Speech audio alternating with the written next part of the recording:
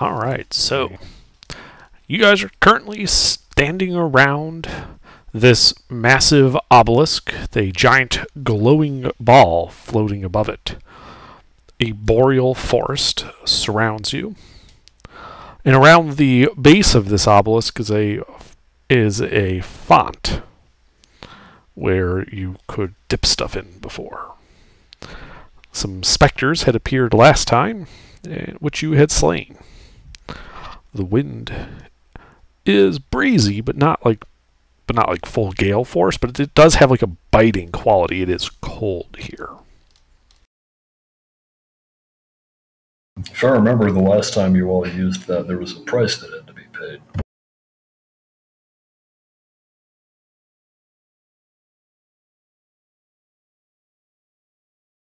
If we're not going to fuck with that, then we should probably move on. Yeah. Do we know where we want to go?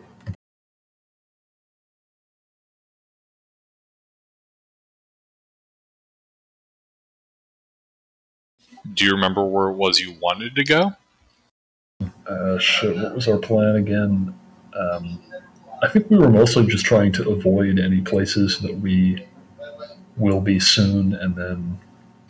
How much time do we have until she supposedly arrives? We have is it like a month or a week or what?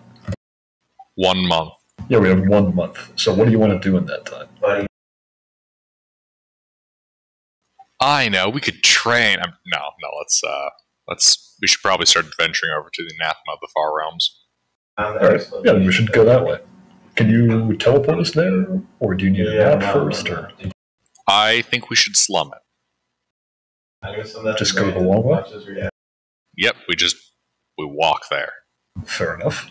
No, seriously, I can just move the ocean out of the way. We'll just walk. I know what you mean. Alright, well, based on our surroundings and my ability to tell which way is north, do I know which way we would have to go for that? Well, you have a general idea of the layout of the world, and you know that the Anathema of the Far Realms are these islands in the sea to the southeast of you.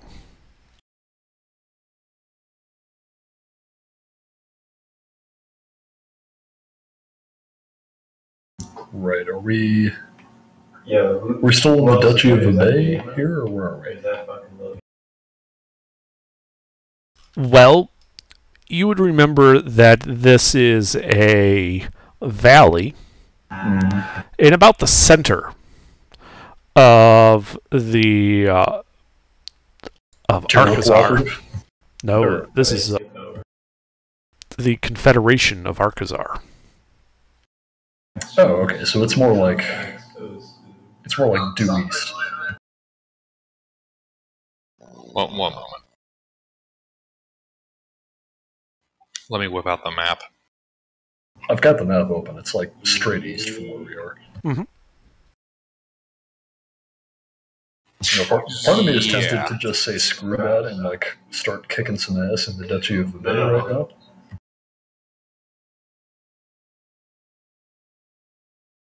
I mean, okay. So if we look at the duchy there, you see that that lake and that tower just before it, and you go south all the way to the coast. Is that where we're at? No, that's the area that we were in when we went to Firewatch Keep, and had that whole incident with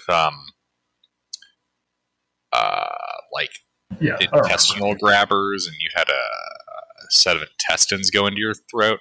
And I won my first bet against you. That hasn't happened yet. Oh yeah, right. Excellent. I've decanonized every defeat. No, you've just prevented it from happening twice. No, but anyway, I'm kind of tempted to just go back to the Confederation and just start, kicking some undead ass.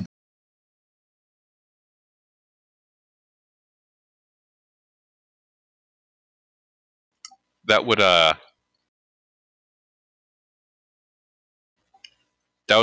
disrupt the flow of time. In what way? Well, if we kick ass there, it could affect the events in which that we brought it down the first time. Oh, that hasn't happened yet, right? Mm-hmm. But it will.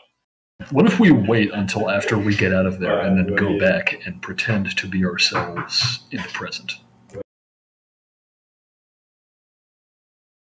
I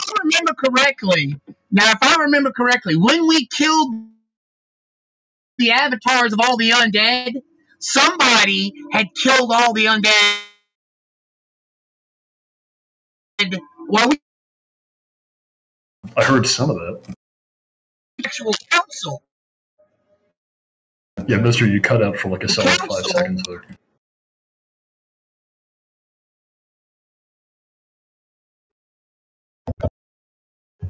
Okay, He's talking about how the Archazar chief of staff was all, and like everyone in the line of succession was all killed. Both like their phylacteries were destroyed by us, and their physical bodies destroyed by a hitherto unidentified strike team. I thought that was supposed to be the Concerned Citizens group. Actually, it was committed by the Rakshasa. we don't know who it was committed by. Remember? So what I'm saying, what I'm suggesting is, Mister. we don't kill the what? The Rakshasa is the one that sent us. Like the reason we went there to simulacrums. the reason we went there to kill their phylacteries was because the Rakshasa sent some of us. So he also had somebody else that he sent to kill their physical bodies. Yes, but see, we don't know who that was, so we could go kill their physical bodies.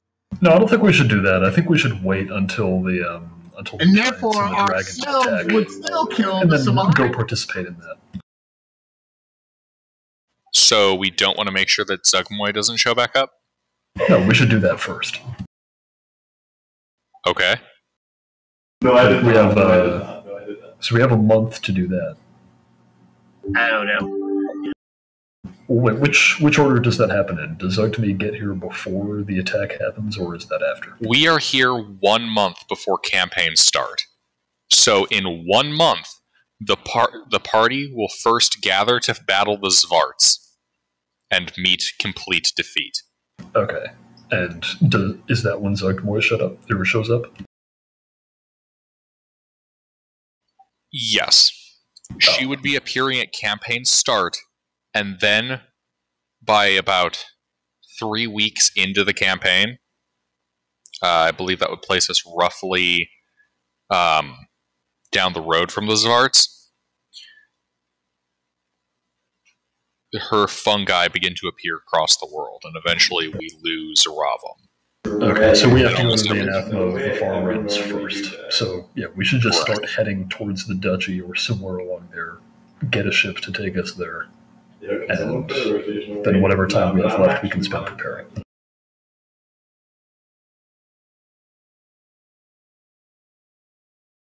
So I think we would set out in that direction. Just like towards the Hold eastern coast. Before we do you guys have camping supplies? These mountains are treacherous. Yeah, I bought us another tent, remember? Oh, thank God. Although we don't need it, because there's only 3 of us. I mean, true. Beta doesn't need a tent.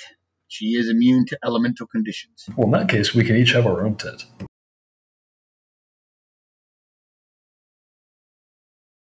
Actually, I'll get a tent for Beta, too. Who changed my name? No, wait, these are 2-person tents.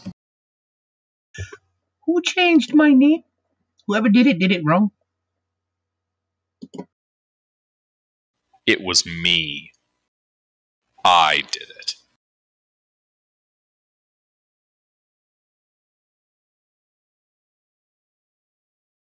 So have you guys decided on what you're going to do? Yeah, where do you want to try to get a ship at? The harbor. Yeah, which one? Do you want to go to the bay, or... I mean, yeah, I don't know. Do we have enough to purchase a ship, or do we rent one? I think we would rent one. With a captain and a crew and all that? Cool. Yeah, we'll just buy passage. Okay, yeah. Would I, since I'm from Arcazar, would I know of any cities on the coast that we can get to? Good question. Or just places in general where you could get a ship to the those islands? Or if they're even going to be receptive of us. Well, you know, Oh, yes, there is a large port city on the eastern coast.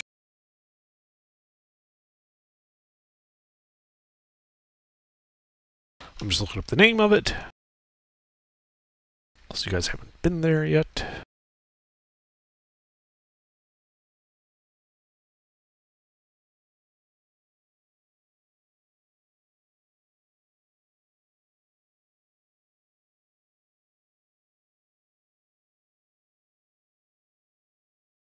Gulzer.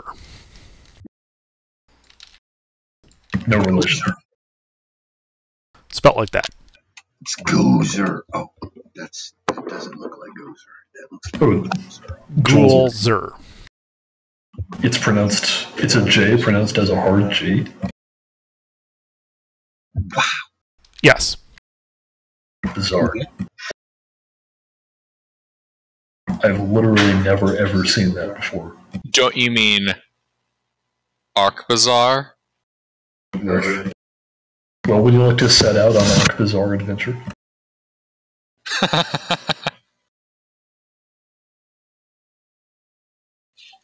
I mean, are we going to be well received here? We are foreigners. Not you. I'm not. Two Although of us. I was never well received here either, though. It's a trading port, so there's, you know, they're a little more receptive to foreigners than, like, you know, the deep center areas that you're used to being in. I mean, yeah, but are we talking like 1800s China receptive or? Basically, yes. Oh, Who cares? Let's go. wait. So we're gonna need like proper papers in order to leave the trading city area? Yeah, like you could get challenged, like show, like, you know, you're not in the proper area. Why are you here? Who are you? No shit. No, this is perfect. This is perfect. We can go incognito. Well, it's not going to be hard to get in, right? It would just be hard to get out because they don't want people from overseas, roaming around. I mean, I suppose we could go with the when they go papers, please. We just go yeah, we lost them inland. Peppers, we don't need no stinking peppers. Somehow, I imagine they'll disagree with that statement. Beta's charming enough. She's on a holy crusade to witness to the lost souls. That's it. Yeah. Uh-huh.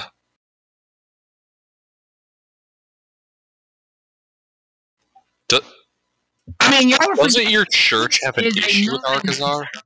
You're forgetting that Beta's a nun and her highest stat is persuasion. I mean, fair enough. I mean, she's got a 15 in persuasion. Well, I guess we'll see how that plays out. Yeah, I mean, yeah. As long as the difficulty isn't too high and I don't roll low, but knowing me, I'll fuck it up.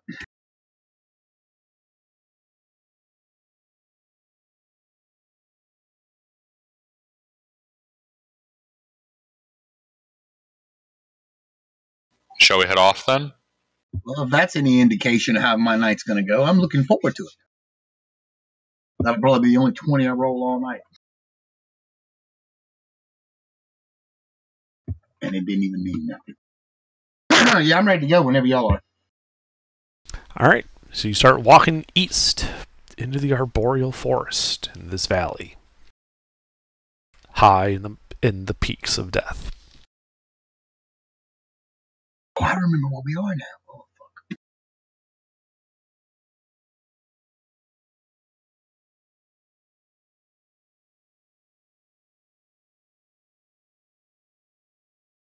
And as you're walking, you hear the sounds of the forest around you, the chittering of squirrels and the like.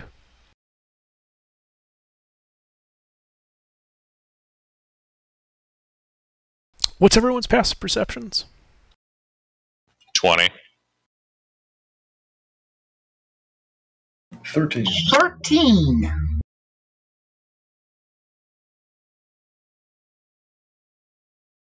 All right. Well, yeah, you guys are kind of passing through, and you just see this rather large squirrel chowing down, sitting on a log. Man, that's nuts. Yeah, he's not chewing on a nut. Oh, right, we're in Arkansas, of course.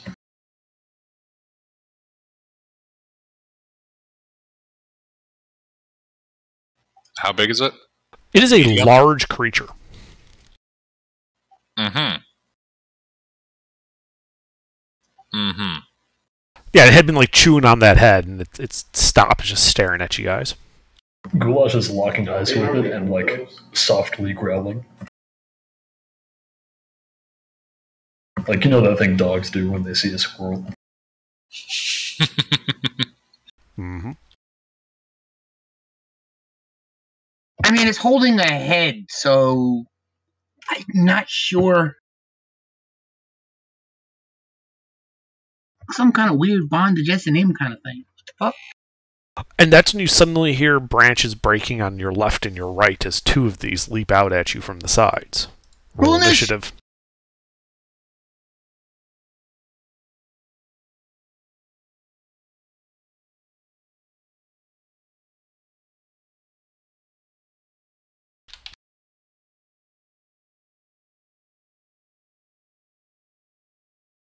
Oh, whoops.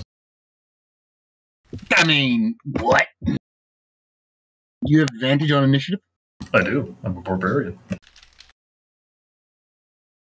Well, Arcturus, there's one about 40 feet in front of you, and two 20 feet to your left and right.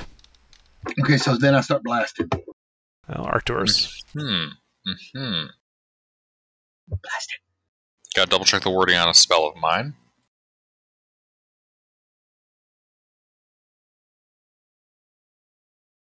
Okay, now I had to find my spell because I forgot that I really enswolled my book last week.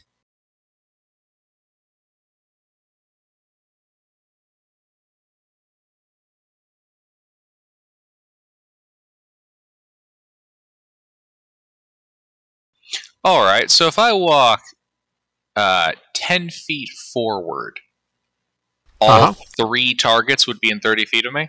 Yes. Steel Wind Strike. Okay. So you cast the spell. Please roll a d100. Ah, Oh, you forgot about the magic. No, I didn't. you tried to cast 36. Roll a d10.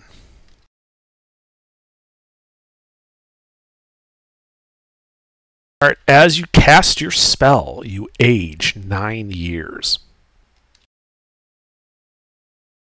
Are you a human? Yeah, Oh, shit. And then your spell goes off like normal. I'm 34 now.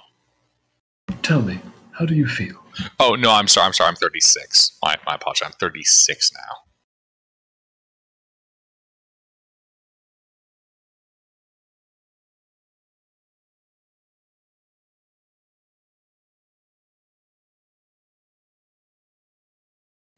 Lucky on the one. Okay.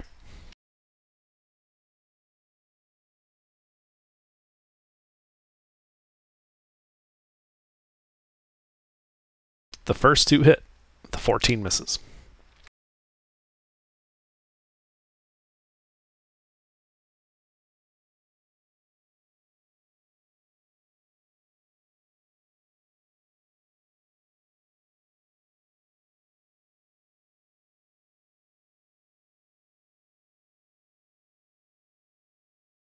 And you're within 10 feet of the left, center, or right one as your last strike.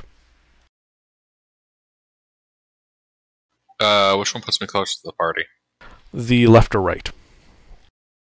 Left. Okay.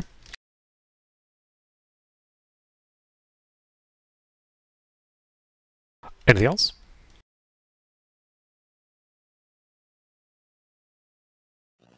Sadly, no. Alright, Beta. Beta is going to walk up to one and smack it. Left, right, or center? Which one did Gilbert hit? He hit the center and the right. I'm going to hit the one on the right. Alright, you run the 20 feet over to the right. And attack.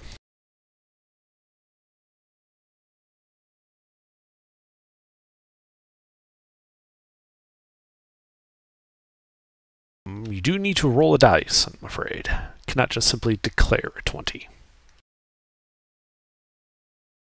Aw, shucks. That was accidental. That was accidental. I didn't do that on purpose. I figured, I'm just teasing you. 26 hits. Okay, so if I cast a spell, I have to roll a D100, correct? Yes. But a special ability, or a weapon ability, is not a spell, correct? Most of them, yes. Okay. If it says, like, you use an action to cast a spell using this object, that's still casting a spell. No, I'm using a charge on my mace. Right, yeah, that's fine. Okay, and then I'm adding a spell to it, so I'll roll a D100. Alright. Well, roll your D100.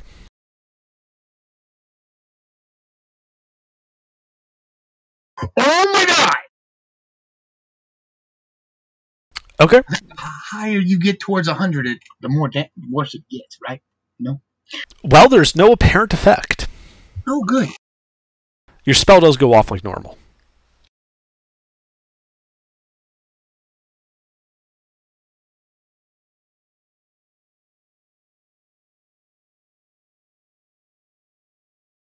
$17 thunder and radiant damage. Because I'm casting Booming Blade with a 2d8, and I'm spinning a charge with my mace to get an extra. Alright, that squirrel is bloodied. And, you know what? I'm going to action surge and hit him again. Okay. Swing your mace.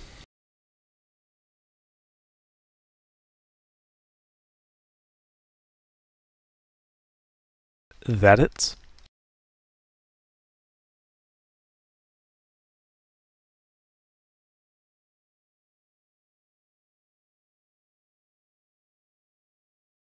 Oh, you're casting a spell again?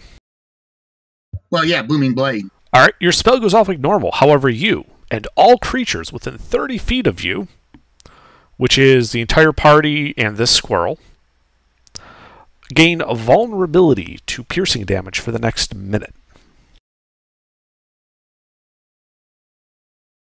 21 points of damage. So that means I just take regular from piercing damage? Yes. Alright. 21 points of magical blunt damage. Thunder, radiant, blunt. Yep. Yeah, he eats all of that. He is badly hurt. Anything else?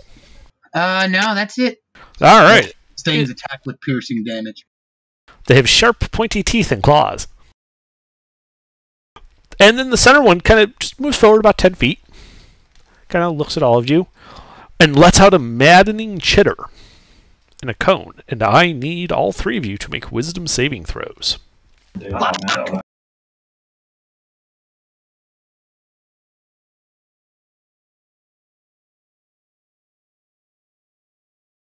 Lucky.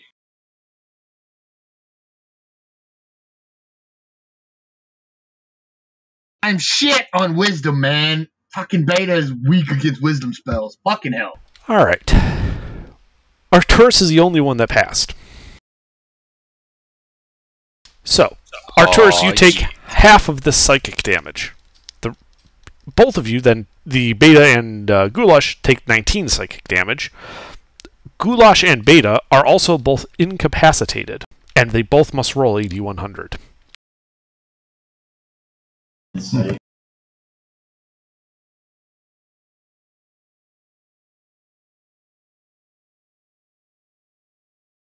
19 damage, you said? Yes, and I need a... Oh, there you go. Alright, so, Goulash. For the next minute, you have gained a short-term madness Oh, wait. Nope, sorry. I have to roll a d10 for these. Madness. Yes. So, this sucks for... So, both of you guys, these effects last for 10 minutes. Goulash. You must use your action each round to attack the nearest creature to you. Okay. And Beta. Your character is now frightened of that squirrel, and you must use your action and movement each round to flee from the source of that fear. Okay. Alright. This is worded in an interesting way. So that means I can't attack this one, but I can attack the other one? You must use your action and movement each round to flee from the center one that did the maddening chitter. Oh, okay. The one in front of you, Beta, is then going to attack you. Alright. You are incapacitated, which doesn't do anything. It's to make 3 attacks. Miss. Alright. Does any of those misses require you to cast shield? Nope. Good. Alright, and then Arcturus, the one in front of you, is going to attack you. A bold move. Let's see how that plays out. Does an 18 hit you? Not when I cast shield. First, roll a d100. Because some of these effects cancel your spell. 66. Oh! This is great. Up to 3 creatures you choose within 30 feet of you take 4d10 lightning damage as you cast your spell shielding the hit and call down lightning around you. Are there 4 squirrels? There are squirrels. 3 squirrels within 30 feet of you. Zippity zap. Roll the second! Oh my god!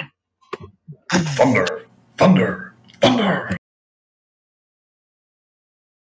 Thundercats. Oh! I like the Thundercats.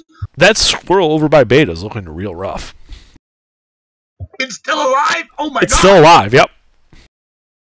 And, On a hit point in a dream, I'm telling you. yep, Goulash, you must use your action to attack the closest creature to you.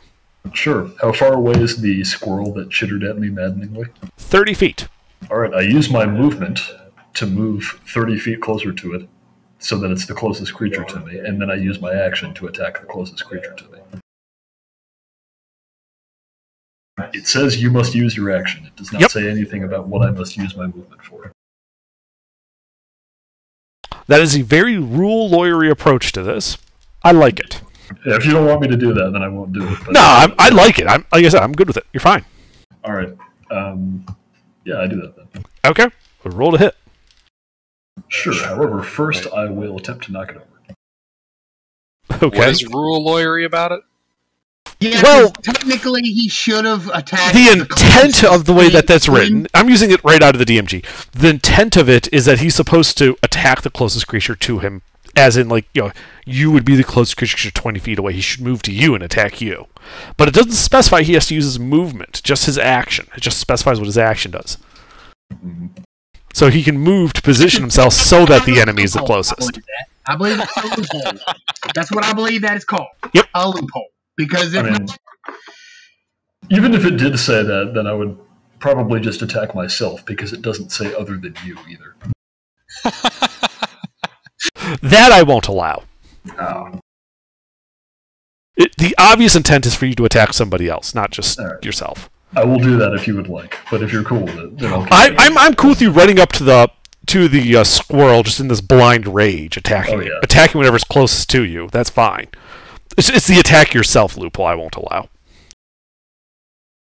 But anyway, yeah. So he's using his he's got 21 because he's a large. Yep. He should have advantage. The way He did you 6 and 21. Oh, he had disadvantage. Okay. No, he had advantage. I forgot to roll it the you first just rolled time. once. Okay. Yeah. He has a 21. You may make your effort to push him prone. You should have disadvantage. Yep. However, I also have advantage. So it's Yep. justified. Yeah, and you knock the squirrel over. Cool. Now I'm going to try to maul him. Uh-huh. Maddening Rage. Although I was already in a Maddening Rage, so I don't know if this really did anything. You just get, like, extra angry. Yeah. I mean, Goulash is at the level where he can be in rage permanently, so it's just like, oh yeah, I feel extra angry today. Yeah, you're just pulling that old Hulk, like, your secret's just that you're always angry. Mm-hmm. That's my secret, Cap. That probably was the dumbest line in that movie. You're the dumbest line in that movie.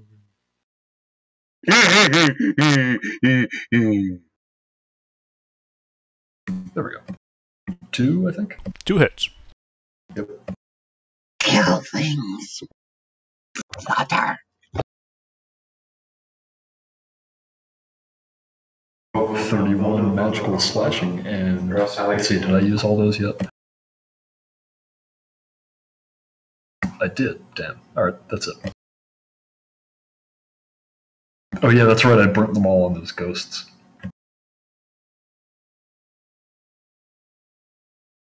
Alright, that one is now bloodied. Cool, I'm done. Alright, Arturus. How fucked up is the one in front of me? It is slightly injured. I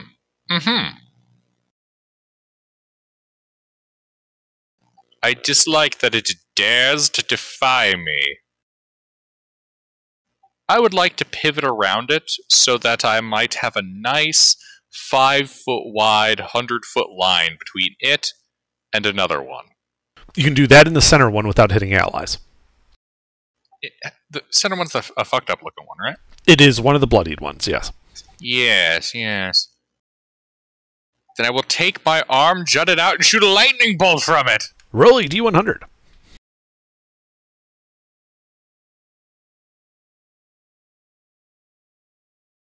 $57.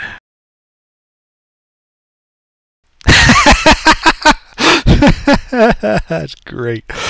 For the next 1 minute, any flammable object you touch that isn't being worn or carried by another creature bursts into flames.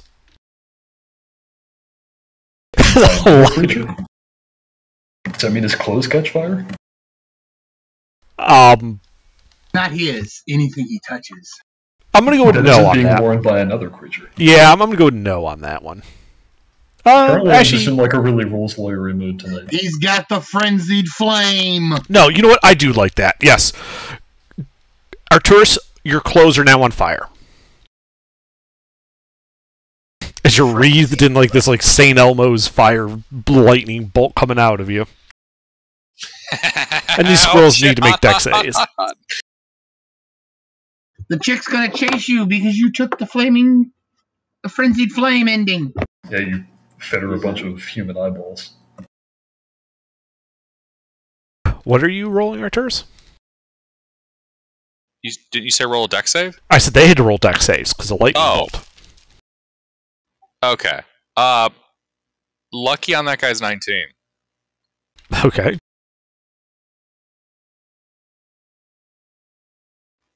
They do not succeed. Uh-huh. Roll damage.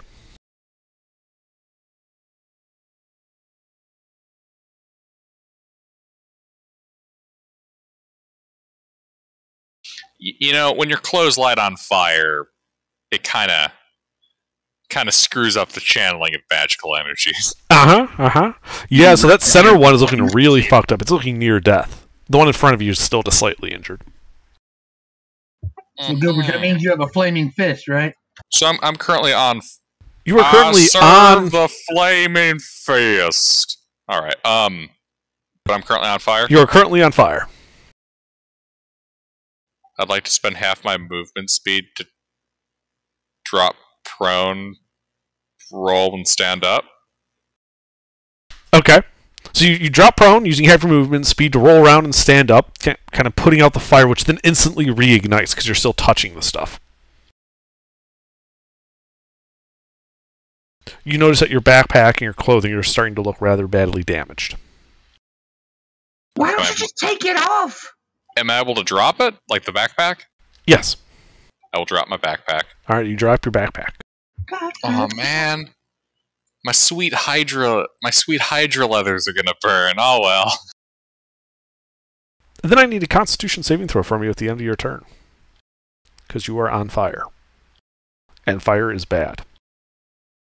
All right, you only take half of this,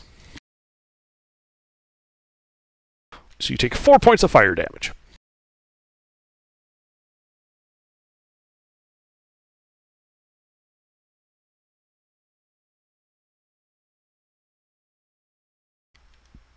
Beta, you are afraid of that center squirrel, and you must use your action and movement to flee. I move back as far as I can.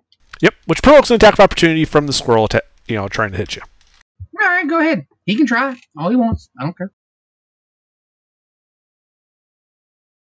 Does a 15 hit you?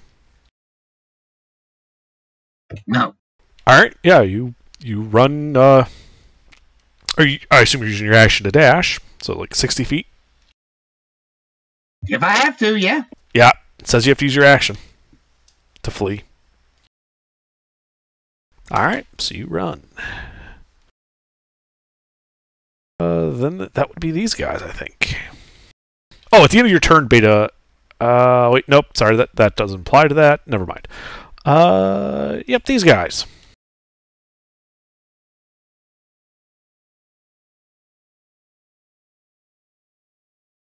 Let's see. The one in front of Goulash is going to stand up, and he's going to try and attack Goulash.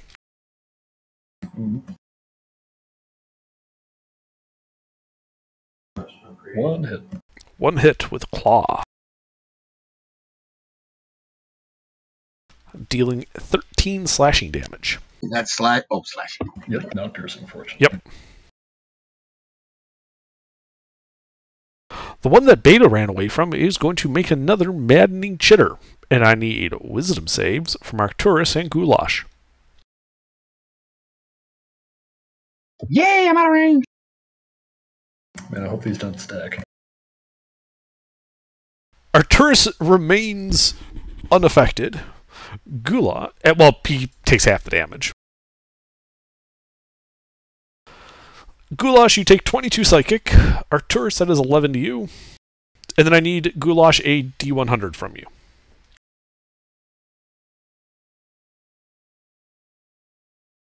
$96. Alright, well. Oh, okay. You fall unconscious. Alright then. For the next 5 minutes. Does it specify what causes that to end? Yes. 5 minutes. I mean, he can't be attacked and be woken up? He is unconscious for 5 minutes. Alright then. And then the third guy is going to try to eat Arcturus' face. He's a dum-dum. Those are 2 hits. Okay. Here, I'll just double the piercing damage since you're so vulnerable to it.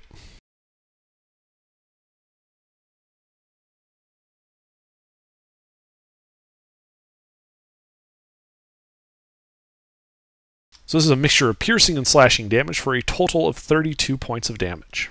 This is accounting for the vulnerability? Yes. Okay. Yeah, you'll notice the multiply by 2 on the 2d8 plus 4.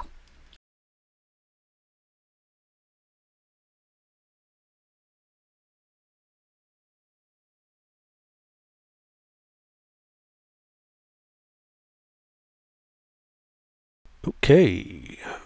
And with that, Goulash is unconscious and can do nothing. Arcturus, your turn. How injured are these guys? The squirrel standing over Goulash's body looks to be near death, as does the one Beta ran from. The one near you is not even bloodied yet. Alright. Important question here. What resource is it to take off my burning clothes? I'm going to say that it's like a shield. It's an action to doff it.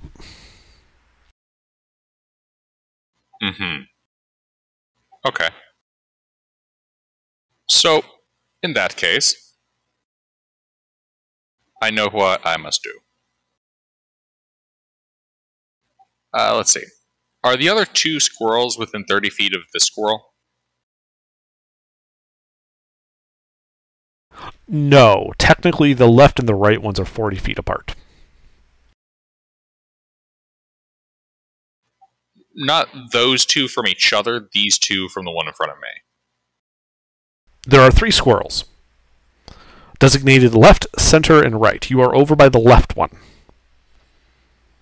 Okay. The center one is 30 feet from you. The right one is 40 feet from you. Okay.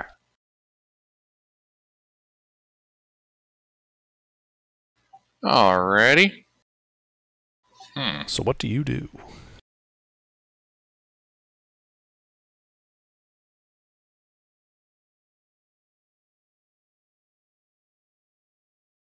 What I will do will be...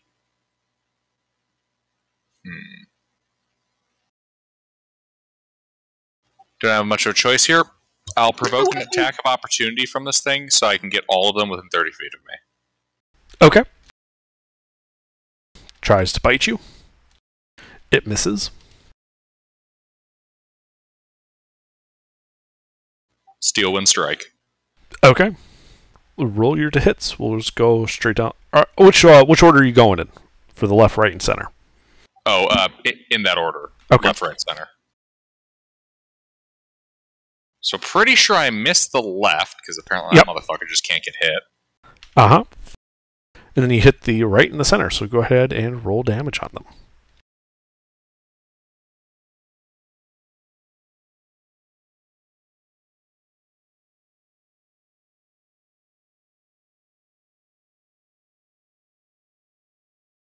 Alright. Utterly slaughtering the 2 that you hit. But roll a D100. Oh yeah, roll a D100. Sorry, I forgot about that. The real fun. It'd be real funny if you just, that's not quite right. What the fuck even is that?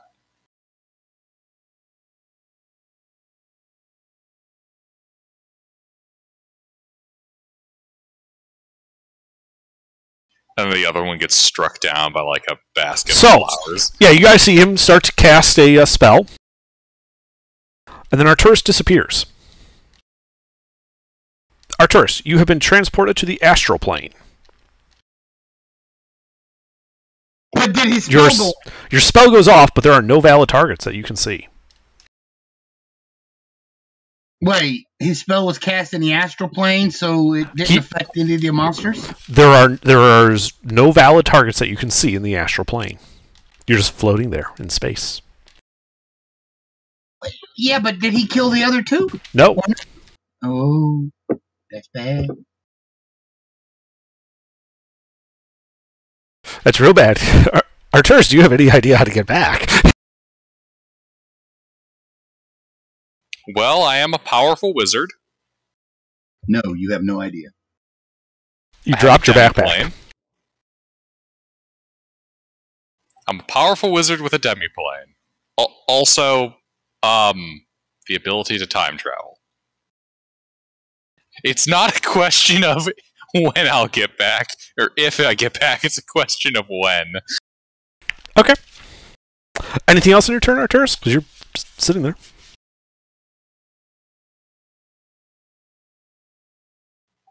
I'm going. Am I still on fire? Yes. Can I pat myself out? No, wait. Shit, I gotta get my clothes off. You take 9 points of fire damage. I'm just going to sigh.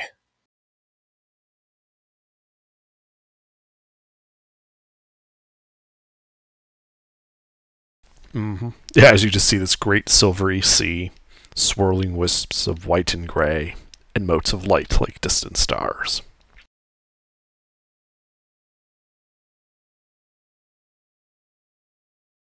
Well, that's inconvenient.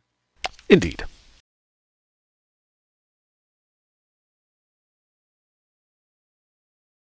Alrighty. Beta. Yeah, you're still running from that squirrel. Another 60 feet. Because it's still alive. Okay. This encounter has not went well for us. No, it really hasn't. Maybe if I'm y'all stopped fine. casting magic in the wild magic zone, all this shit would be happening. I'm a wizard! Yeah, you have a stick. Hit them with it. We don't have anything other than magic. Oh no. Alright, Gosh, well, considering the rest of the party members left, the 3 squirrels are going to congregate around your unconscious body. Alright, if I have my math correct, that should be 150 attacks. If they it. Oh, there's 2 of them. What? So they. There's 3 of them. They each get 3 attacks. Okay. That's 3 of them, 3 attacks for 5 minutes. Well, the party could intervene in the next 5 minutes. Oh, Potentially. I can. Well, I don't know what spells you got prepared. Maybe a plane ship prepared. We'll keep it an initiative for now. Beta's running for 10 minutes, so Yeah. well, these should all be crits if they're within 5 feet. So Only if they hit that you still have an armor class. Yeah, but I'm unconscious. Right. Enemy attacks. Yep. Sorry. Yeah, I forgot. I was using the other one. Alright, yeah. So that is 9 critical hits. Alright. Roll damage. Yeah, but I gotta figure it all out. 'Cause you're also, you're always resistant to piercing, right? Not when I'm unconscious. Not when you're unconscious. All right, so you still have the vulnerability then. Yep. So double it. Yep. So let's see. So that's 3 bite.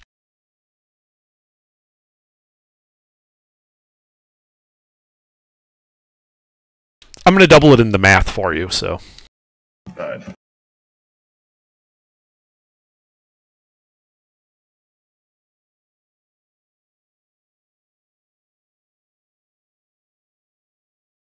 they deal a total of 232 points of damage to you. Okay. I continue to be unconscious, but now with 0 HP. Okay. It did not hit your negative max, just to be clear. No, and it wouldn't matter anyway, because this is many more than 1 attack. Right, I'm just being clear, like making sure. Yeah. Okay. Alright, yeah, Goulash, you continue to bleed out. Arcturus, you are on the astral plane. What do you do? I get out of my clothes. Okay, you are now naked. Your clothes falling to a burning heap at your feet.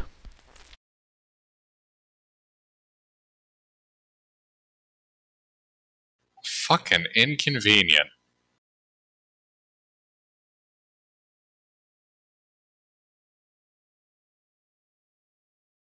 So that was your action. Do you do anything else? Nope. Alright, at the end of your turn, you find yourself reappearing back in the forest. And you see the 3 squirrels chewing on Goulash. They all stop and look at you. You are naked. well, It's really cold. I swing my dick around to assert dominance. Alright, you begin helicoptering your dick. you put both hands on your hips while you do it. You say, "Ha ha!" Yep. Beta is unfortunately forced to keep running. Yeah, I've done ran, this would be 180 feet. Yep.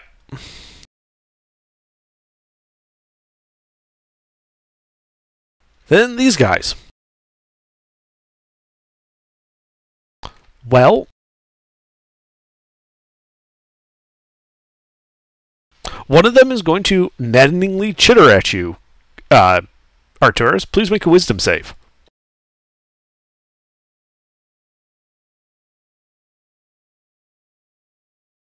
You see the squirrel look disappointed as the 2 near-death ones charge you and attack you tooth and claw. Yeah, fucking come on at me. What's their distances? Right now, 0. I mean, like, Oh, they ran 30 feet to you. cool. He's gonna steal wind straight and kill all of them. If he doesn't die. That's 1 hit. 2. What's your AC? 16. Okay. 3 hits. So 3 claw hits. Not after I shield. Roll a d100. You can get hit once. Roll a d100. 31. You cast shield as you disappear back to the astral plane again. Ha ha! No hits. No hits. The fucking squirrels are like, the fuck? Yes, they are very obviously distressed by this. Motherfucking Arcturus. You can't hit me. I'm in the Astral Sea. Goulash, please make a death save. Yep.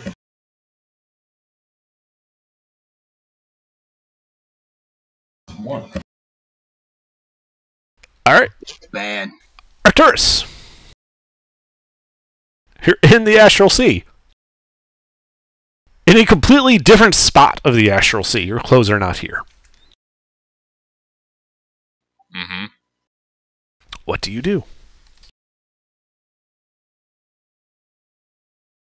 Well, boy howdy do I have a tale for you. I'm gonna start speaking some magical words and hold my spell. Okay. When I come back, these motherfuckers are gonna have a bad day. I'm sure you are. And at the end of your turn, you reappear, the 3 squirrels still standing around Goulash, and you try to fire off your spell. Please roll a d100.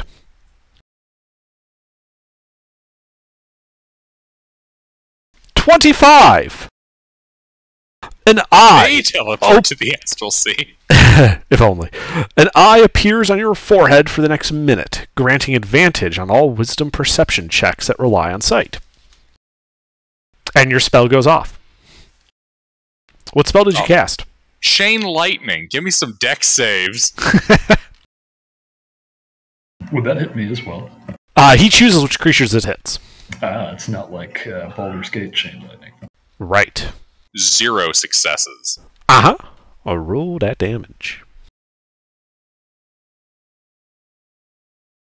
Wait, that's... I'm sorry, it's a D10. Wait, no, it's a D8. Never mind. Did a dummy as I moved around. No worries. As your lightning fries 2 of them,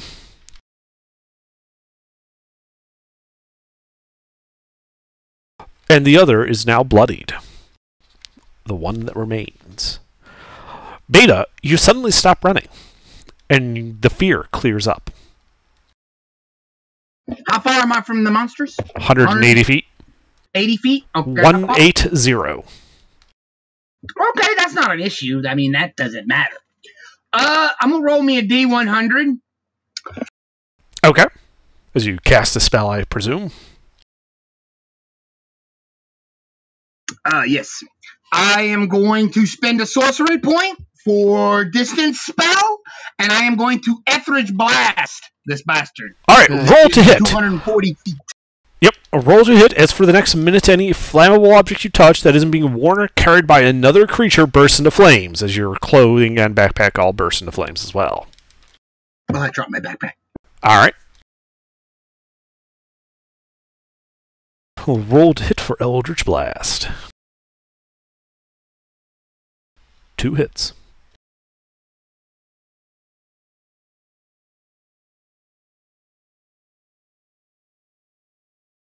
Alright. 14 points of force damage against one of the... Yeah. Mm-hmm. Yeah, against the one remaining. He's looking near death. Are you done? Yep. Alright, at the end of your turn, since you're standing there in burning clothes, you take 9 points of fire damage. Okay, my habit is on fire. Yes. All flammable objects you touch for the next minute. Okie dokie. Yep.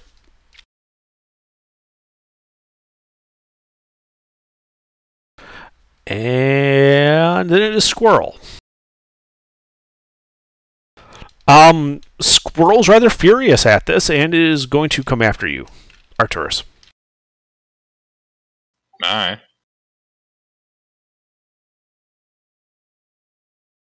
Squirrels are dumb. Does a 20 hit you?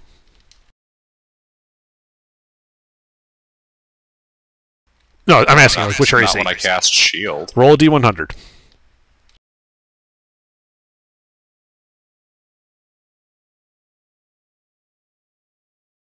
Come on, 35. Eh? 85. Mirror images appear around you. Sweet. So does that mean that they have to? The nat 20 might hit one of the mirror images? Roll a D20. Let's find out.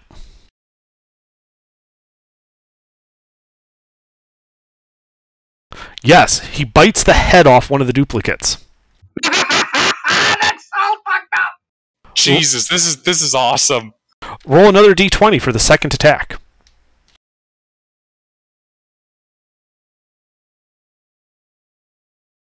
Alright, that will also hit the second duplicate. What is your dexterity modifier?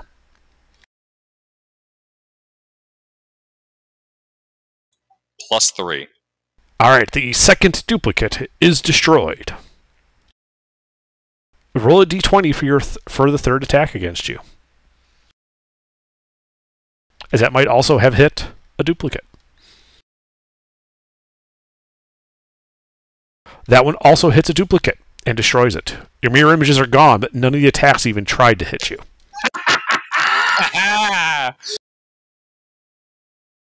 Goulash, please make a death save.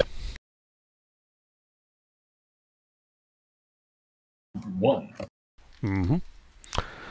Arcturus, angry squirrel in front of you.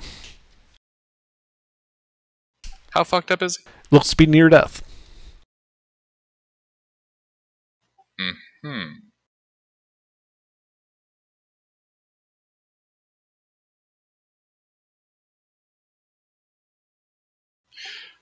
I am going to pull out a vial of Hydra blood. And I guess toss it into its gaping, disgusting mouth. Okay. You know, that way, shatter, like splash the acid in there. Alrighty. I believe that does some acid damage.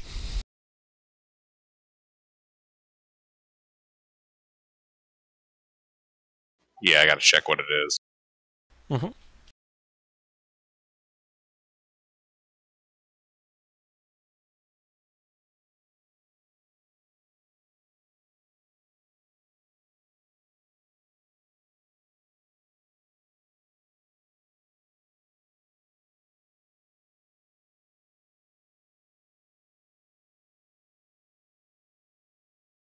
It looks to be hanging on by a thread after that.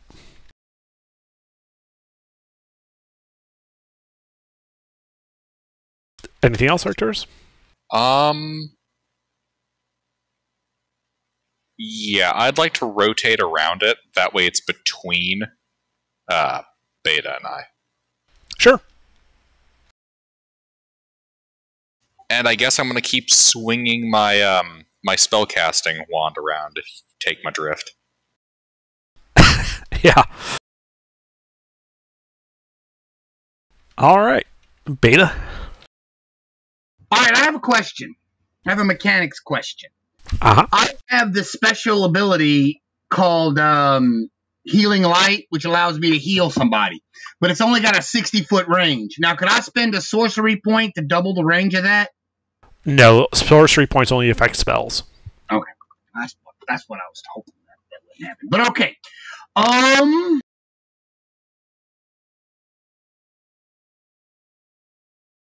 Well, then, I am going to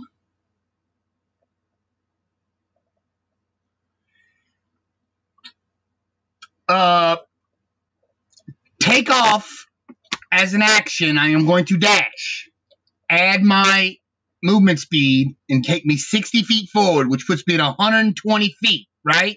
Yes. I am going to spend a sorcery point, and as a bonus action, I am going to cast Healing Word on Goulash. Alright, roll it.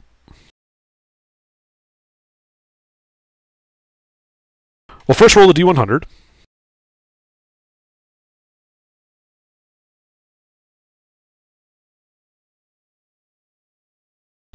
40. Roll 2d10, mister. Okay. And then roll your healing for Healing Word, as you also heal for 14 points.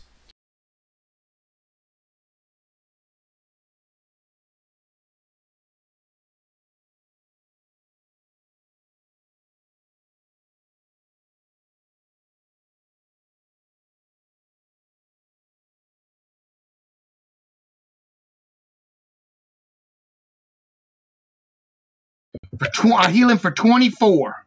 Nice. Alright, Goulash, you wake up on the snow-covered ground, prone with 24 hit points and a level of exhaustion. Cool. Anything else, Beta? No. I heal for 14. That's cool. Yeah. And I'm done. Alright, Squirrel goes ninja on Arcturus. No, he doesn't, because he's a dumb, stupid squirrel who can't hit shit. Well, does a 20 and 21 hit you? Not after I push my luck.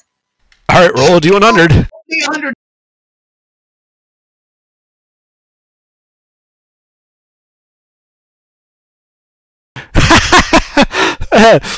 Your shield does not go off. Instead, you cast Grease centered on yourself. What does that spell do? So Slick Grease covers the ground in a 10-foot square, centered on Arcturus, which turns the ground into difficult terrain. Each creature standing in the area must now succeed on a dexterity saving throw or fall prone. Oh, damn. That's actually pretty decent.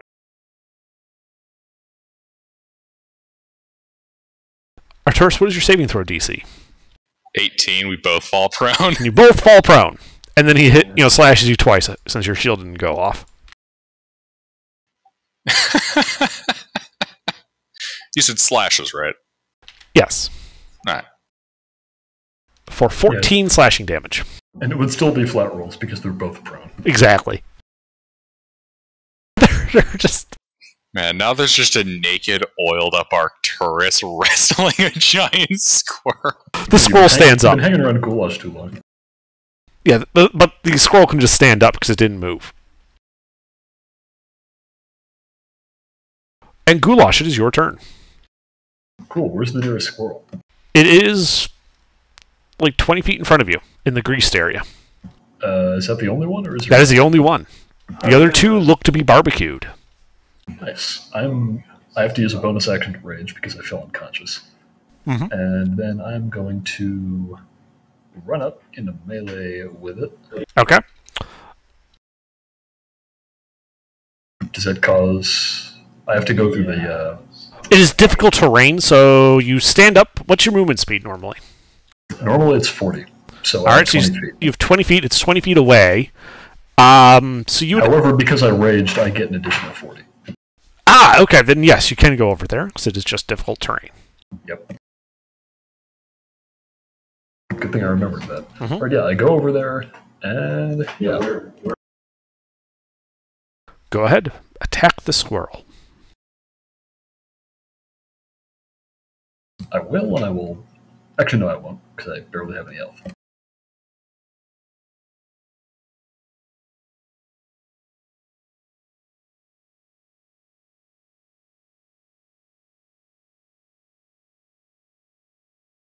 One hit. Oh, well.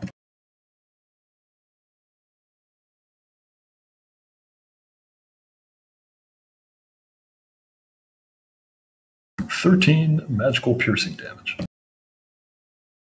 All right. The squirrel dies. You are still in initiative. Hmm? Is there anything else you do on your turn, Goulash?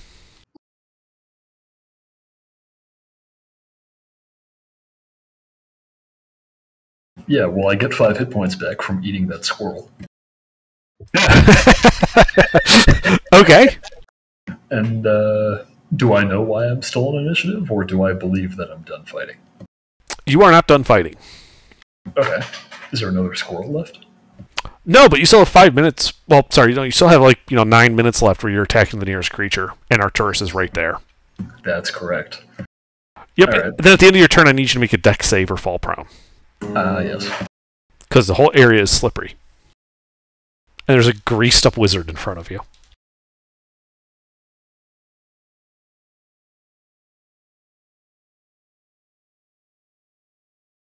Yeah, you keep your feet.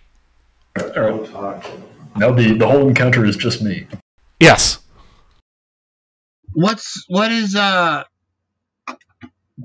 wrong with Goulash? Is he a charm or a? Well, he's just really pissed off today. He is angry plus plus. Arturus, what are you doing? Is he clearly having a moment of the grumpies right now? Yes.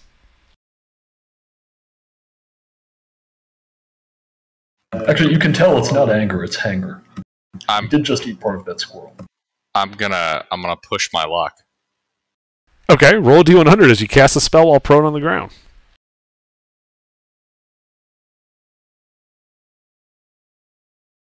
You vanish.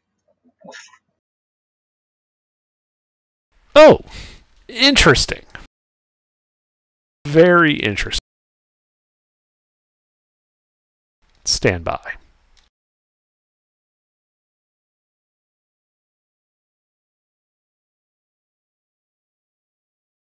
You guys see this cube just sort of appear like 30 feet in the air, just kind of floating around, looking down at you.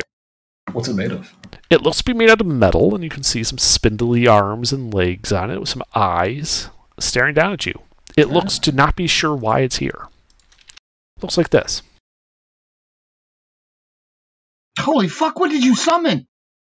Modron. Yeah, Modron. He's a perfectly lawful being. We now have a referee for our oiled up muscle man fight. All right, Arturus, but your spell does go off. What do you do? Oh, yeah. I'm banishing him. Okay, Goulash. Charisma check or save.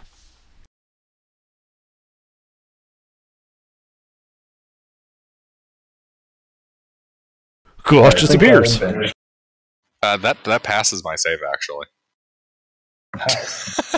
What? I'm joking. Come Yeah, on, I figured. lighten up, guys. Yeah, that fails. I was finna call you all kinds of bad wizard names. Yeah, I got together with Under. Any spell I cast that uses a charisma save, I have a DC of 5. All right, do you do anything else, Arturus? I stand up. Okay. Is that it? I pick up my bag and It lights on fire. I put my bag back down. And then the entire grease area gets on fire. Dex save. Fuck!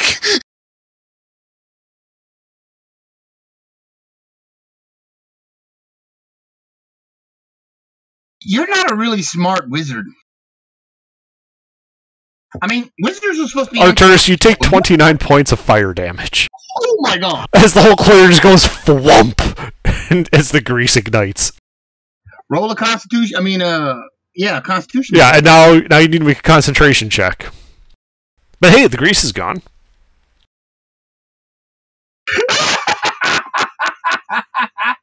Hey, Goulash does not just reappear.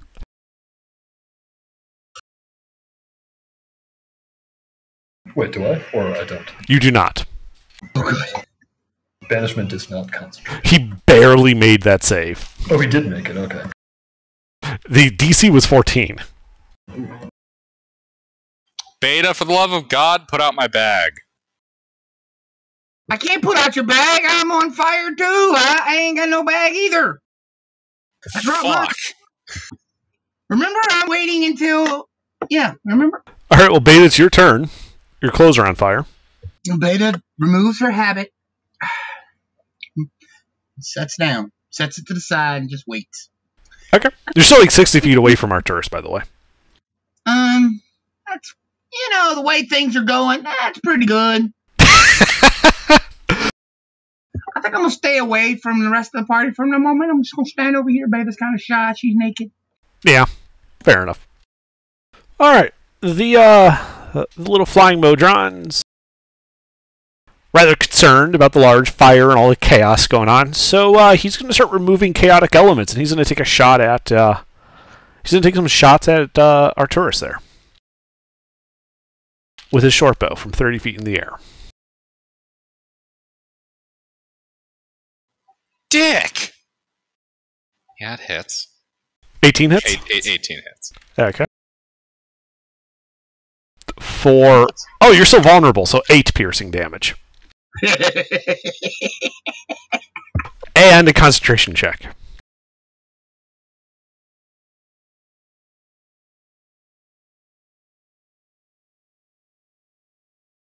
Well, you're so good.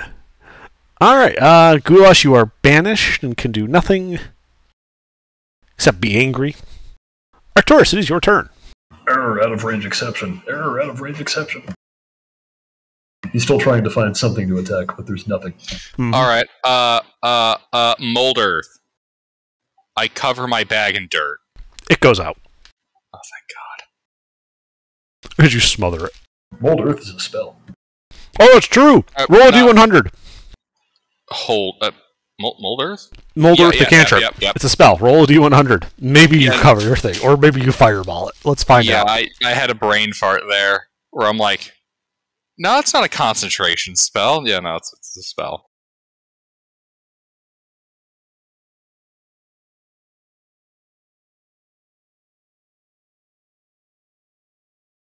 Roll 5d6. Oh, God. You have become immune to being intoxicated by alcohol for the next 17 days. Well, that's pointless. Oh, I don't remember you guys having this much problems with the Wild Magic Zone last time you came here. That's because we had more people, and more of them were Marshall. I like how all of the problems we're having with the Wild Magic Zone means that the one person who doesn't use magic doesn't get to do anything. Right? You just got fucked. It's like, oh no, you're unconscious. Oh no, you have to attack everyone. Oh no, you've been banished. Meanwhile, the wizard's just like, oh fuck, I'm gonna use this to my advantage. He just keeps like spamming spells just out of reflex. They keep biting him in the ass. I don't know. I mean, some of them have saved my ass. Alright, anything else in your turn, Arturus? I cover my stuff in dirt, right? Yeah. Good. I'll have to yeah. I'm gonna walk 30 feet away. Okay. Putting the Modron and Goulash between myself. Like, I want Goulash between the Modron and me. The Modron is flying 30 feet in the air above you. Right. Okay. I just want him to be between me and Goulash. Uh-huh. And Beta, you're just gonna sit there? I mean, is the Modron a good creature, a good aligned creature, or It's you know that their alignment is lawful neutral. Yeah, they are entirely creatures of law. Okay, I'm gonna throw my hands up, and I'm gonna ask it to stay its attack. We're confused by the anti-magic field. I'm gonna try to persuade it to calm down. Make a persuasion check. Oh, goody.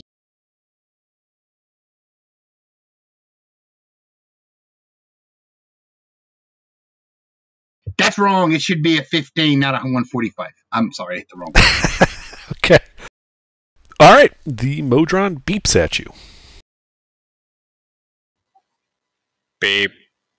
What does that mean? Does it Well, acknowledge? do you speak Modron, the language? No, I don't speak Modron. I speak Celestial. Right. It speaks Modron, so it beeps at you like R2D2. I'm gonna keep my hands up in non-threatening position. Non-threatening. Yep. And I'm done. It's gonna float over so that it's 30 feet above Arturus and take aim at him. And then it's Arturus' turn because Goulash is still banished. What do you do, Arturus? There was a lot of jarbled up communications there. What? The Modron flew above you. It is 30 feet above you, directly up. It has drawn an arrow, but it has not fired on you.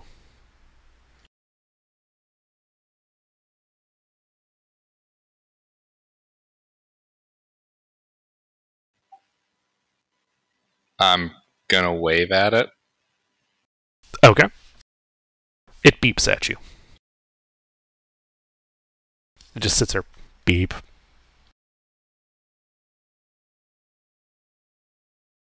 Anybody know comprehend language?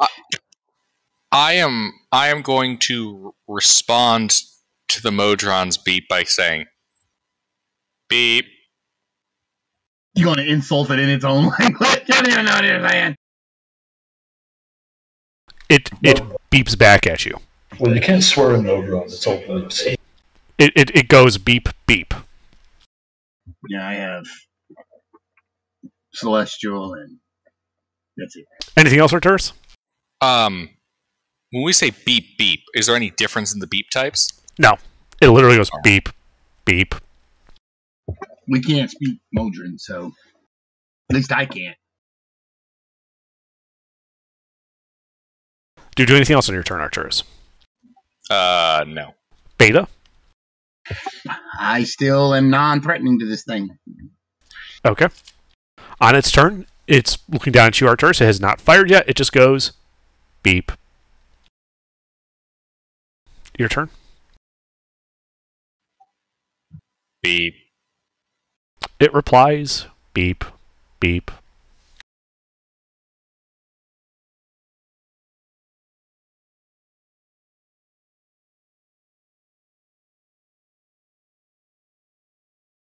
And Beta, do you do anything? Are you guys going to do anything until the minute's up on banishment? No. Okay, so we'll skip ahead a minute. I'm just gonna keep beeping back, trying to like begin understanding its beeping pattern. So like I'd beep, twice and see if what it does. Oh, you do? Okay, yeah. So the next time around, you beep twice at it? Yeah, instead of going beep, I go beep, beep. It fires. You insulted it! Damn it! It misses. Beep. Oh, Lord. Do you do anything else on your turn? Yeah, I respond with a single beep to its miss. Okay. On its turn, it is going to shoot 4 times at you. Oh, shit. It's upset now. You done upset it.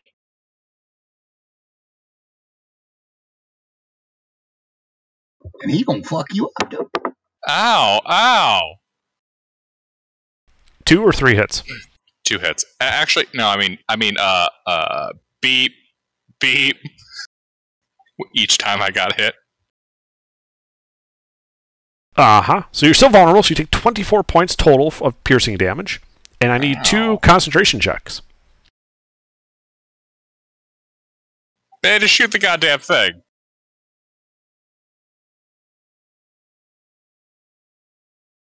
Oh, Goulash appears! Goulash is back. Comes back screaming. Oh, God. Well, he can't be raging because... He's all rage all the time. Nope. At this level, my rage does not end unless I fall unconscious. Oh, fuck. I appear in the same location I was in before. Yeah, you're like 30 feet away from Arturus. All right. But Beta, it is let's see. No, that was its turn. So Goulash, it is now your turn. How far away is the Modron? It is 35 feet away. 30 feet over to where Arturus is, and then 30 feet straight up. Well, I can't go that high, unfortunately. So I'm going to have to keep eating Arcturus. Yep. Alright, I'm going to... Is the grease still there? Can I No, the grease burned away. Oh, nice. Alright, I am going to run over there and attempt to knock Arcturus prone, so he should make his roll. You also notice Arturus is naked, which probably does not help your anger issue. Actually, it's going to make him look a lot more appetizing. Crap. And he's seared in his juices earlier. Oh, he's been marinated. Arturus, you can defend yourself with athletics or acrobatics to not fall prone. Mm-hmm. Mm-hmm. All right. Here we go. I think you're prone and fixing to be No. beaten to stupid. All right, he is now going to try to eat you. Okay. Counter argument. I'll be casting shield. Well, roll a d100. Do I have to hit you for that? No. As a reaction to being attacked, you roll you can do shield. Ah. Alright, so, hold up. Shit, let me flip back to the chart. 79. Illusory butterflies and flower petals flutter to the air within 10 feet of you for the next minute as your shield goes off. Oh, that's not right. Oh God, Beta, he's kicking my shit in. What can I do? There we go. Help me, you fucking gook. Does your shield prevent you from being hit by either of those? No. Okay. Well, I mean, I don't know what your AC is. Maybe you're Beta. Beta could probably overcome a 25. Yeah, Beta can overcome a 25. Beta can overcome a 29. I'm a fucking wizard.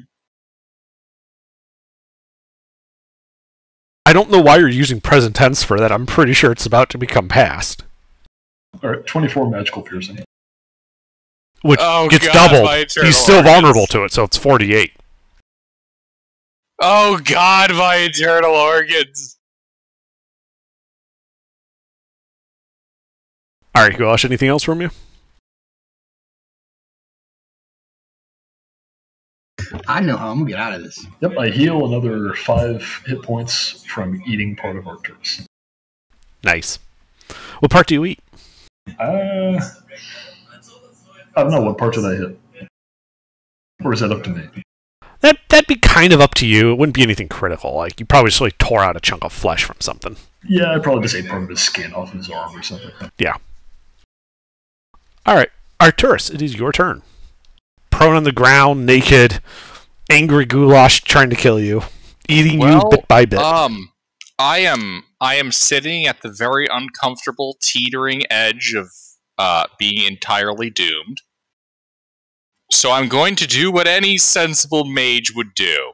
Oh God. Can you guess? You gonna Is try it the banishment? spell? It's double down.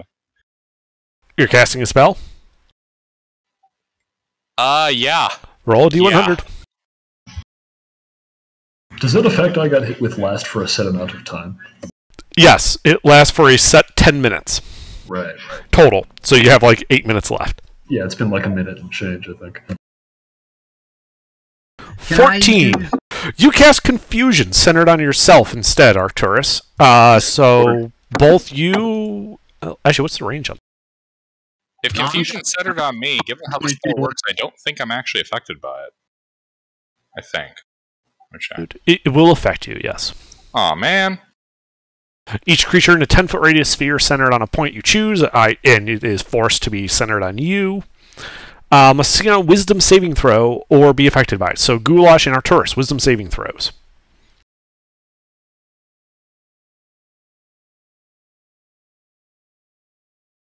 I mean, that's. Oh my God. You are both I- confused. I believe I roll a d10 now, correct? On your turn, you will roll a You d10. idiots! Right. So, actually, yeah, at the start of your turn, you would roll a d10. Because your turn's basically over. Like, you hit him, this is Arcturus' turn. You know, I think Nala is specifically fucking with us right now. This is the Holy Valley of Nala.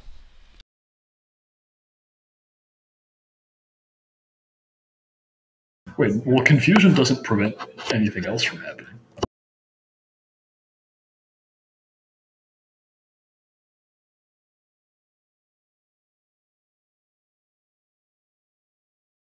That's correct. It does not prevent anything else. It just gives you certain directives. So does his spell still go off? Or His spell does not go off. This that's is part of the table. part of the table is that this replaces the spell he cast. Right. Some of them just replace the spell you cast with other spells, which can be good or bad. So, do you do anything else on your turn, Arcturus?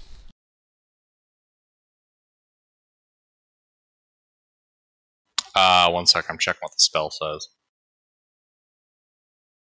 At the start of your turn, you roll a d10. You take an action depending on what that d10 says. At the end of every turn, you get another wisdom save. And it's on your spell save DC, which I believe is 18. Uh-huh. It is concentration. Concentration, yeah, but it's being powered by the wild magic zone, so there is no concentration. It just goes for the duration. So he didn't cast concentration. Well, he did. He's not concentrating on anything right now. Yeah, but it's still his DC. What resources do I have access to? Well, that was your action. Okay. And so it counts as a leveled spell? Yes, that was a leveled spell.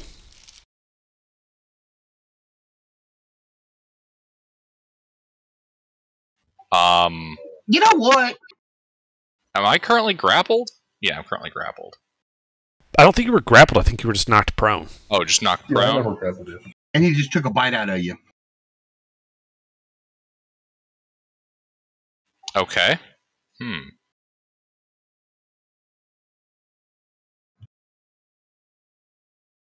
And I'm not seeing anything here about my speech being fucked up, is it?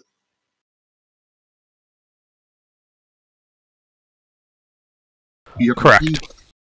You are confused, but you are not stunned. Wait a second. You're delusional, essentially. I'm going to walk over by Beta. And He's Goulash 20 feet away. Yeah, Correct. and Goulash can't attack me, because You he's have to spend half your confused. movement standing up, though. Yeah, so you move 15 feet closer to Beta. Assuming a 30-foot move speed. Yep. Alright. And then at the end of your turn, you get another wisdom save, Arturus. Beta, heal me, goddammit! I think I'm going to pass. Arturus, you do get another wisdom save at the end of your turn. No. Beta! Goddammit! I think this is clusterfucked, and Beta is fixing to bounce.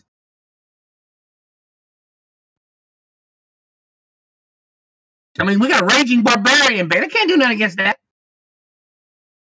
So what do you do, Beta? Oh, here. As you cast a spell, and turn invisible. Oh, goody. That invisibility ends if you attack or cast a spell.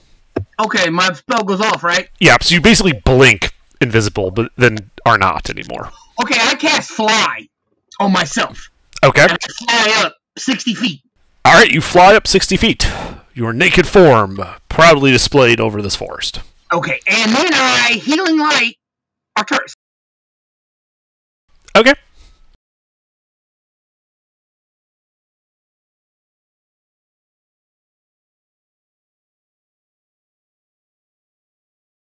I heal for 22, and I am done. Okay. The Modron putters over to be on top of Arturus, and he's going to shoot down at the chaos-causing wizard. Fuck you, you stupid box! Why is he fight? Why is he shooting at? Why is he not shooting at Goulash? Goulash is the one doing all the damage. No, I'm not. I'm Because attacking Goulash you. is acting lawfully. He's a Modron. There is someone down there causing lots of chaos that is antithetical to him. Yeah, but I would argue that the one causing the chaos is Goulash. He's No, trying you're to. casting magic in a wild magic zone. Yeah. There's a wizard down there constantly casting magic in wild magic zone. He does not like that. Yes, there's a raging barbarian, but, you know, he's doing as raging barbarians do. Does a 16 hit you, Arturus? Uh-huh. Alright.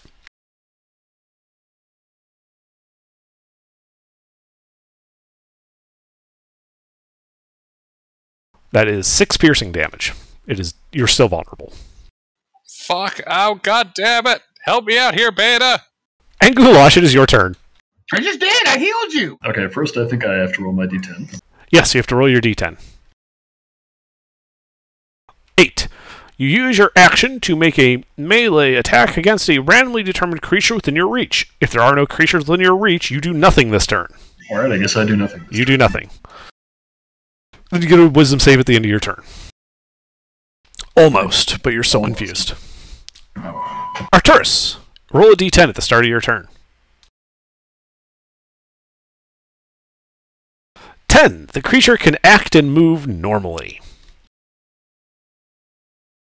Move closer to me. What do you do, Arturus? You know,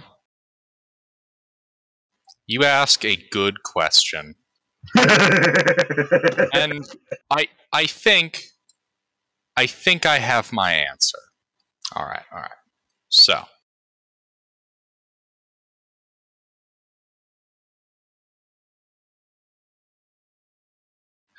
here's what I'm gonna do, Under. I'm gonna cast a spell now. Out of curiosity, God. how far away is the fountain? The water? Fountain you had been traveling. It is about 5,000 feet behind you.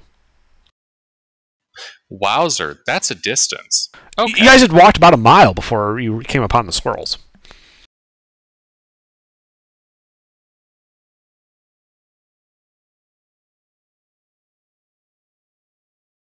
So you're going to cast a spell? I am. I'm going to cast a spell. All right, D100.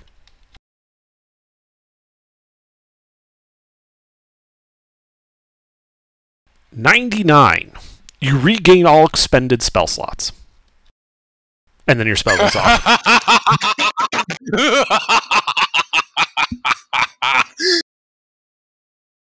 Oh man. Oh man, you don't want to know how many spell slots I expended.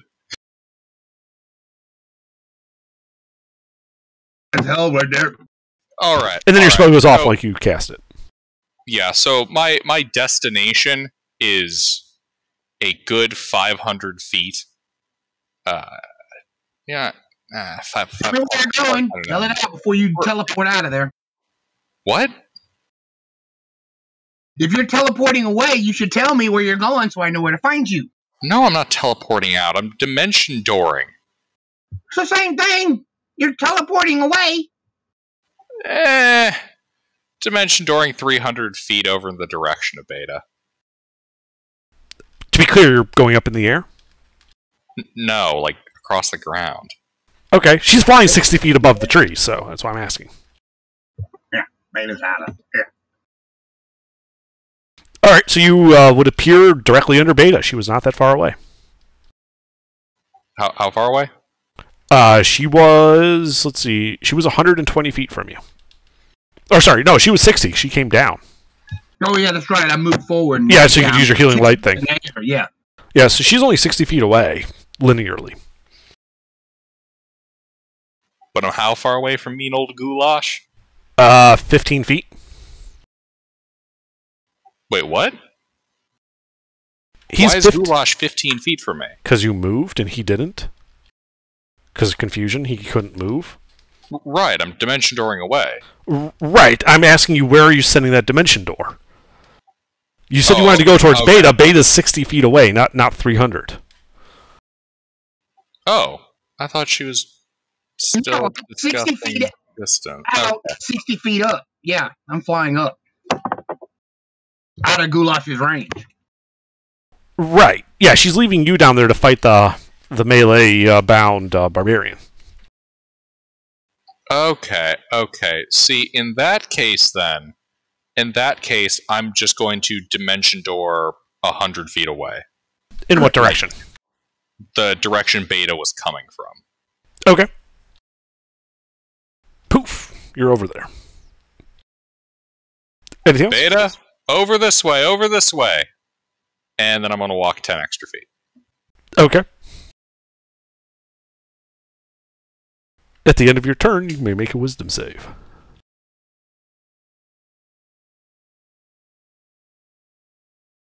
You're no longer confused. Damn Skippy. Beta? Okay, so I'm going to go fly towards Arcturus. Mm-hmm.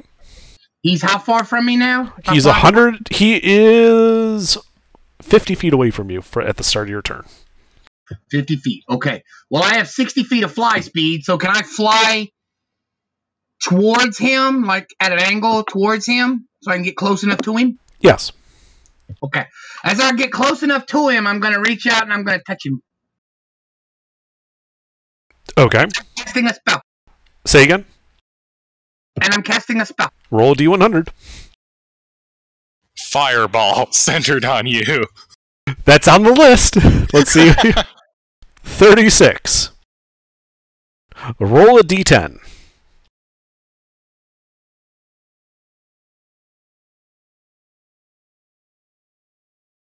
Beta, you age 6 years as you cast the spell. Okay. Since I flew close enough to Arcturus, I am going to touch Arcturus, and I am going to cast Fly.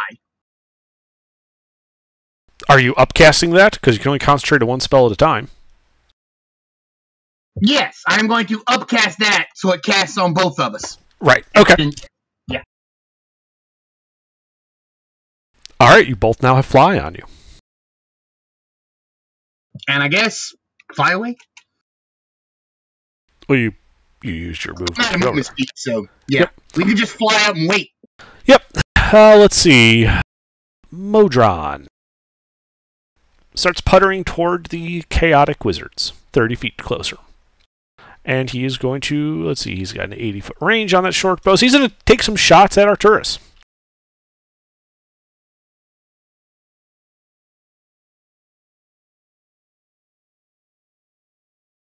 $17 hit Arcturus? Yep.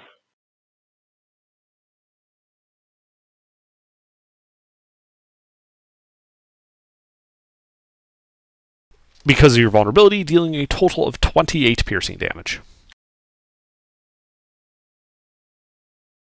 Uh-huh. Are you dead? Yeah, I'm falling. Fuck. Well, you're on the ground, so you just fall over. Oh, cool. I mean, if you heal me, I can still fly. The spell isn't off of me.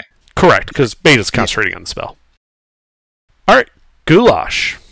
Technically, the Quadrone is the closest enemy. Yeah, but I gotta roll my d10 first. Yep. I think I can act normally. No, one is the creature uses all its movement to move in a random direction. To determine the direction, roll a d8 and assign a direction to each die face. What I would actually prefer you to do is roll a d12. We'll just use clock directions. 12 is north. Right. So, yeah, you run to the northeast, which is actually away from Beta and Arcturus. Okay. Do I get to do anything else? You don't take an action this turn. It says it right there. The creature doesn't take an action this turn. It says my full movement. Yep, just your full movement. So 40 feet, and that's it. Yep. And then I get another save. And then you get another save.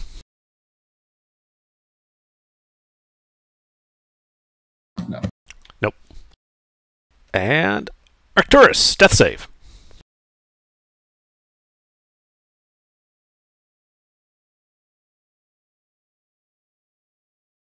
God. Failure. That's a fail. And then Beta. Okay, Beta casts a spell, I'm guessing. Well, I gotta get the idiot back up. Alright. Up to three creatures you choose within 30 feet of you take 4d10 lightning damage. Well, the only one I can choose is the Metatron. Yeah. Thing. You could choose him. Do you? Wait, Megatron is here? Mhm. Alright, roll 4d10, Beta, as you blast the Quadrone with lightning.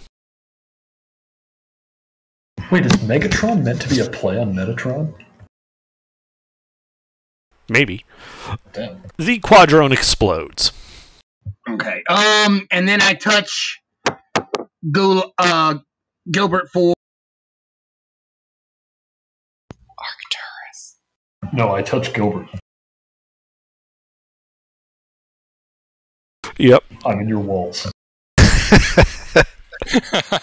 Pete, if anyone's in my walls, I'd be least surprised if it was you. It's Spectre, really. My money's on Sleuth. He could actually pull it off. Sleuth keeps creeping around the attic and specters in the floorboards. For 25 points.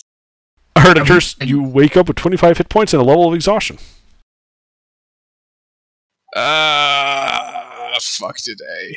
I believe we're good though, because he's so far away. It'll take him a minute to get to us. Then we can still fly away if he gets close. Oh, in fact, Beta's just going to fly up now. Alright, you fly up 60 feet, I'm guessing. Yeah, 60 feet? Straight up? Yeah. Okay. 60 feet straight up. Alright, you fly up 60 feet. Goulash, d10. Yep. You may act normally. Cool. I think Arcturus is on the ground. How far away is he? He is 160 feet from you. Well, I'm only going to get 80 feet closer to him then. Okay, you get halfway there. Yep. And then as a bonus action, I'm going to rage, which lets me move another 40 feet. Okay. You are 40 feet away from him. All right, that's it. All right, you get a wisdom save at the end of your turn. I just imagine Goulash just screaming the whole time as he's charging towards Arcturus. Yep.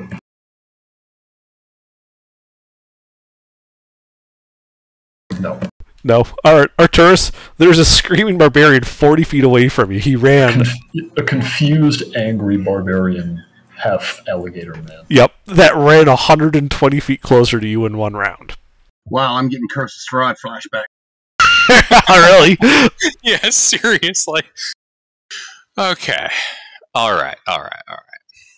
Is this what y'all faced one hell every time I went rage? Fuck. Yeah, pretty much. Except we had a way around it because it wasn't a matter of insanity, and I was able to use calm emotions.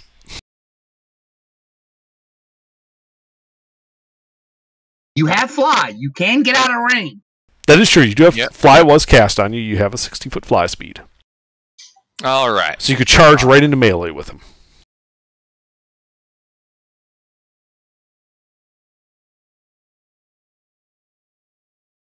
You know, there is a part of me that is really tempted to, just for the memes. I should point out, he doesn't have a lot of health. You could probably just knock him unconscious. So, Arcturus is a wizard. Yes. Would he know if using a wand would trigger a wild magic zone? A wand, if you read it, does say it does cast the spell, so it would trigger a wild magic zone. Why Alright. don't you just fly up? Fly lasts for an hour. Also, you don't have any wands on you except your meaty one. Well, fly lasts for 10 minutes. He's been raging for 30. Oh, yeah. So we have time. We can outwait him. Just fly up and wait him out. Shit. How long does fly last? 10 minutes. Okay. And I just cast it, and he's been raging for... 2 minutes. Yeah. So he'll end before we do. Alright, I fly up. Alright. I'd like to I'll dash and fly up at a curving arc so that I start heading back towards my shit. Alright. Alright. Well, I'll just narrate how this is going to end then, since they are correct. The time will run out, Goulash. Oh, well. I mean, how far up are they flying? 60 feet. Oh, yeah, okay. Right, so you're like angrily having to follow them because they're the closest creature. You're like throwing shit up at them, it just doesn't reach. And for like the next 8 minutes, at which point you finally calm down. Alright. And then you guys are out of initiative. Oh, my God. Wait, hold on. What's up? I never said I was done attacking. What are you doing then? Sorry. He seems to have calmed down now, right? Yeah. Eddie looks pretty fucked up. Hey, guys, I'm over it now. I'm okay. Atomic elbow! We'll stand there while you atomic elbow him. Arcturus will use fly to lower himself with the atomic elbow to take out Goulash. Alright, roll to hit. Just like the world's slowest atomic elbow. Not Yeah. aided by gravity at all. Exactly. You had to spell at the last moment. The subatomic elbow. Alright, Arcturus, roll attack roll then. D20 plus your strength mod.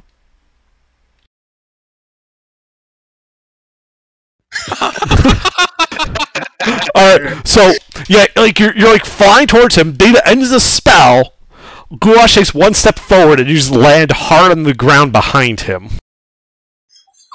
Taking 5 bludgeoning damage. I just finished doing the math. With an optimal roll, Goulash can leap up to 43 feet in the air if he needs to. So you were flying high enough, but he could almost get to you. Oh, that means you could have jumped up high enough and then thrown an object at him. Oh yeah, maybe. Yeah, but you were too angry to figure that out. Yeah, but if you would have hit Beta and broke concentration, Arcturus would have fell to the ground from 60 feet, and then you would have punished him. Although the other thing is his movement is only 40 feet, and he has to run 10 feet to jump that high. So that means at most he could actually only jump 30 feet into the air. Still though. Mm-hmm. Beta slowly lowers herself to the ground. I have the Ring of Featherfall. I'm gonna lay there, face in the dirt, ass up in the air, and just groan. It hurt. That impact hurt. Idiot. How long does this catch things on fire last? 1 minute. It expired when you guys were in the air. Okay. Oh, good. So the Beta's going to pull out a new habit and get out of her backpack and get redressed. I go and I pick up my equipment. Mm-hmm. Did you have spare clothes, Arcturus? Because your current clothes are in the astral plane. Yeah, let's see here. So my Hydra hide poncho is gone. It's too bad a guy who can cast clothes beam isn't here. I know, right? Yeah, definitely his most metro spell. I mean, I still have a thing of clean underwear. Gulash also has an outfit he can give you. Beta has like 3 habits. You can wear one of hers. She'll offer you a habit. You can dress in drag like a nun. Wait a second. Don't worry, guys. I have a. Please put some clothes on. Yeah. One second. There's a couple of these corpses lying around, right? The squirrel corpses? Yeah. Yeah. Yeah. God. Well, I'm a classy wizard. Are you casting I'm going Fabricate to on use them? Fabricate on them. No spells, please. Clothes beam. Alright, roll a d100 as you try to cast Fabricate on the squirrel corpses. No, you're me! Roll a d10. You shrink 1 inch in height as you cast Fabricate and make yourself a squirrel leather jacket. Or whatever clothing you're trying to make. Was it tailored to someone 1 inch taller than him? Yes, it would have been. Now it doesn't fit right. Well, it depends on what type of clothes he was making. I said jacket, but really he gets to choose. A robe. Alright. The robe drags a little bit on the ground as you realize you're like an inch shorter now. These woods hate me. No, you're just a moron. You are about the dumbest wizard I have ever met. Alright, great. Can you stop making magic happen now?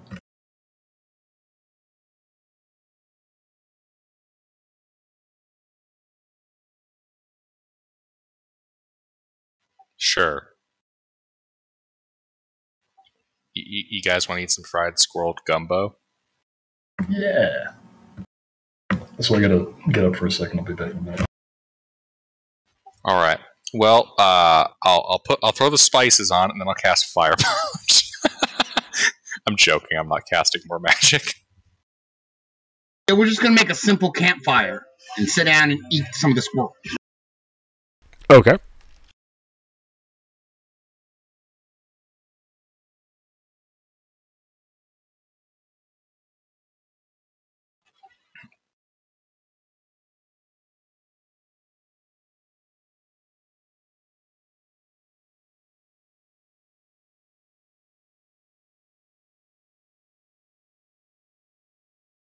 That was fun.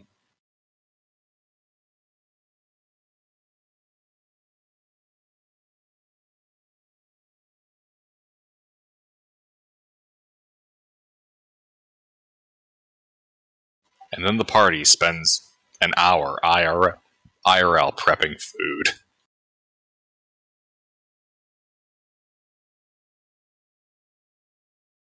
Yep, build a campfire and start roasting squirrel. It's kind of gamey, but it is filling.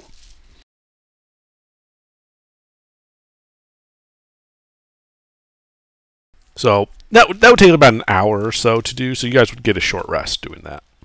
Woohoo!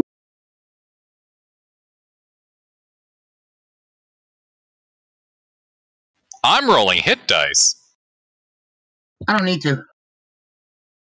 The only damage I took, I healed myself back when I healed you. Man, I had to fucking carry the damage in that fight. Well, you kept casting spells!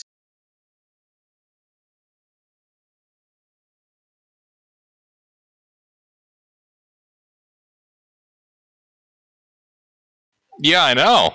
That's how we survived. Not really. You What's that survived 63 from? to life twice. I rolled hit dice. Oh, we're short resting? Yeah. Alright. Yeah, they made a You survived, campfire, I brought you back to roasted life. up some of the That's- squirrel. Mister, we were gonna get murdered by the squirrels if I wasn't spamming magic. Who's this we? Beta was fine. Beta got told to run away from the squirrels, and she ran far enough away that they couldn't hurt her no more. I'd cast fly and just flew away and left y'all. We're not getting like Song of Rest or anything like that, are we? I mean, yeah, Correct. Coward. I'm a conscientious objector.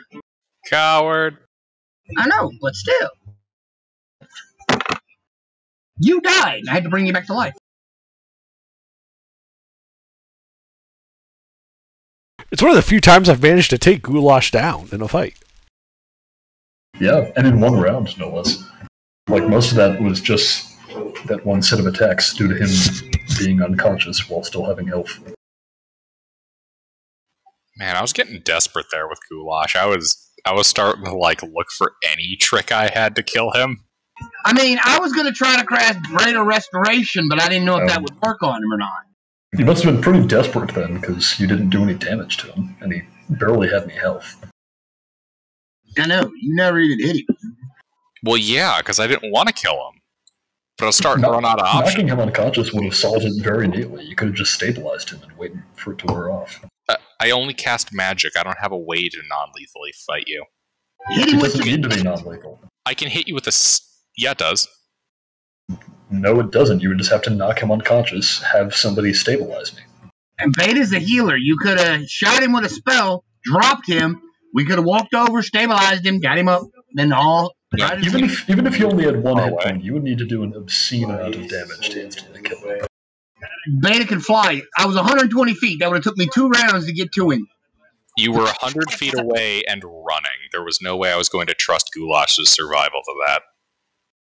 Well, no, you wouldn't need to heal me. You would just need to stabilize me. Anybody can do it.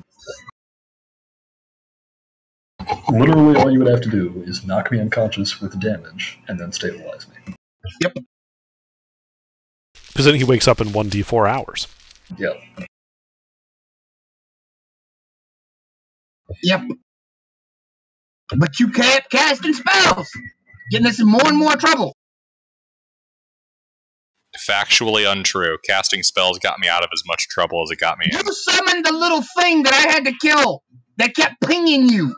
And I killed 2 of the squirrels.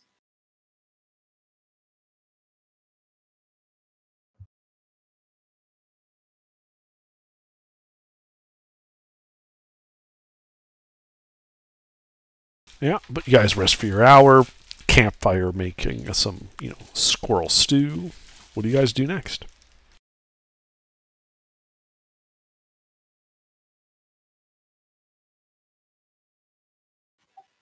I propose that we leave the valley. I second. We'll stop once it's time to take a long rest, but yeah. Yeah. Keep moving out of the valley. Because this wild magic area is going to be fucking with it. All right, you guys keep marching east, heading out of the woods, and starting to enter the mountains of the Peaks of Death, leaving the valley area where you feel the tingle of the wild magic zone subside. Yay. Night has fallen, and it is a cold, bitter night. Time to make camp. Counterpoint. Let's stay in the valley and camp. The valley was nicer.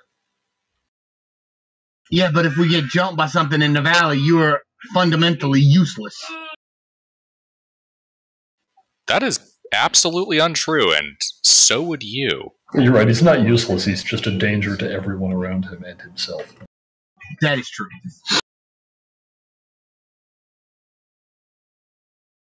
Also, Mister, Beta would also be useless. How much of her stuff is spellcasting again? I have a magic mace that does radiant damage when I hit. I have a 23 armor class. I can go tank. Right. Sounds like a perfect reason to sleep in the valley that doesn't have incredible weather conditions. Doesn't have what? Weather conditions. I mean, we can sleep at the Mountains here are edge if harsh. you want. We can sleep at the edge of the valley, but if That's something the idea. keep the magic under control. Right, that's the idea. We sleep at the edge of the valley.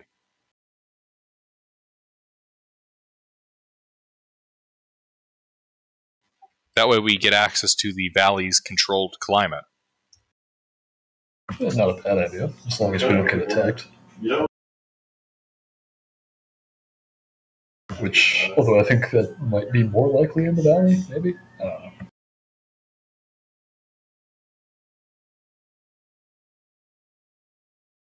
Yep, let's set up camp at the edge of the valley. We set up camp at the edge of the valley, I guess.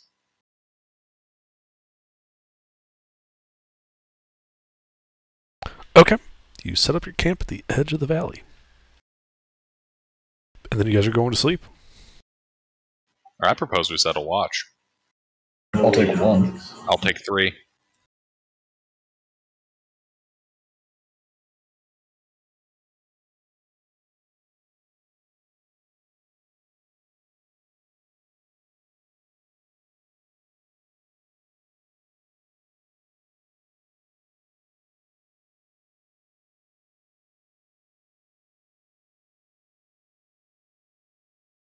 All right.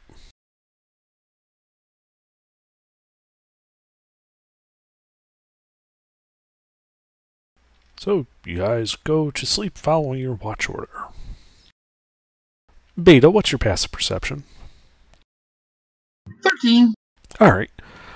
Towards the end of the 4th watch, as sunlight is just beginning to kind of peek above and into the sky, you begin hearing a low whumping sound.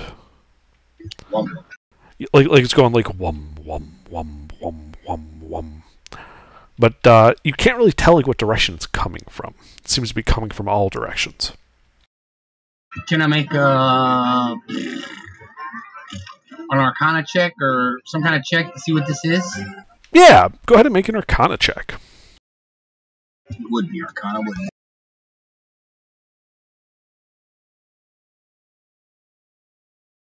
I give myself guidance. Okay. So roll a d100 as you cast guidance on yourself. Oh, scratch that. No, I don't. No, I don't. No, I don't. I've remembered that wild magic area. No. Scratch that. No. All right. Fuck it. If I can't tell what it is, fuck it. I'm not casting a spell. It tickles your memory that it is something you've heard before, but you are unsure what it is. So this is the end of the watch. How many hours into it? It's like 7 hours and like 50 minutes into the long rest. Yeah, well, I'll hold them off still. I can hold off anything. Yeah, it is getting slightly louder and louder and louder as people wake up and the long rest is successful. Something's coming. Yeah, you guys can just hear this whum, whum, whum, whum, whum, whum. It's getting louder. Let's get into the mountains so that you guys are not... Mm-hmm. Yeah, let's go. Let's move out. All right. You guys start walking forward up into the mountains. This echoing, whumming sound, it seems to be kind of just echoing off these peaks. And as you crest a ridge, having left the wild magic zone, off in the distance, about 100 feet away, you see a ship emerge from the clouds. The bowsprit, just kind of Poking forward, you can see what looks to be green flame near it. And as a balloon also begins dropping down from the clouds, you see a symbol painted on the front of the balloon as it's flying directly towards you guys. The symbol looks like this on the balloon.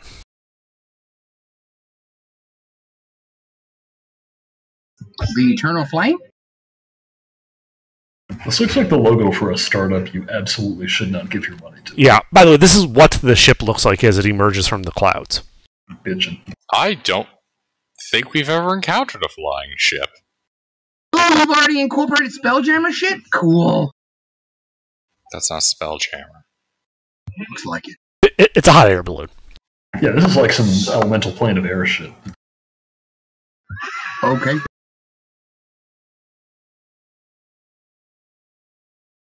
Is there dirt nearby?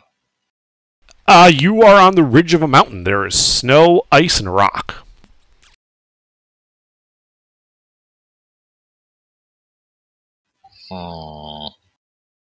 Should have taken control water and covered myself in snow.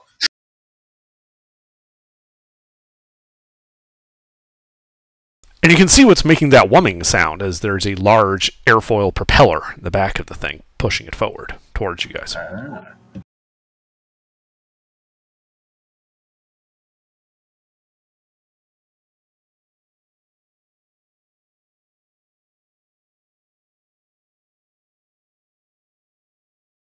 Mm-hmm. It is currently 800 feet away and closing. Mm-hmm. Do you guys do anything? Or just stand there and watch? It's not headed straight for us, right? It is headed straight for you. I feel like it's... I'm gonna cast Mind Blank on myself. Okay. Why are you doing that?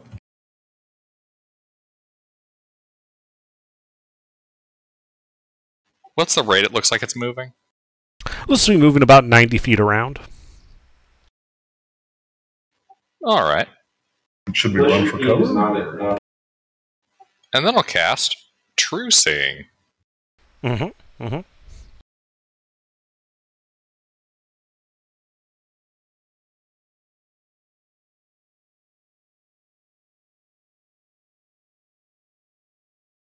And then I'll cast Spirit Armor and Stone Skin and Protection from Abjuration and Mirror Image. I'm joking. Right, you just begin pre-buffing. Yeah, begin pre-buffing.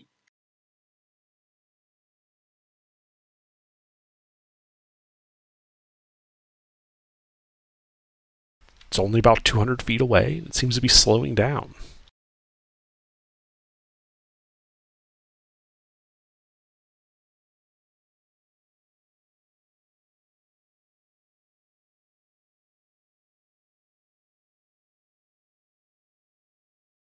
And a rope descends from it, like someone threw a rope over the side of it, and you see a small figure descending the rope. It is Gnome? It does look rather gnomish. The pointed hat gives it away. Oh, I know who these guys are. No, we don't have to worry. These guys are friendly. I don't know.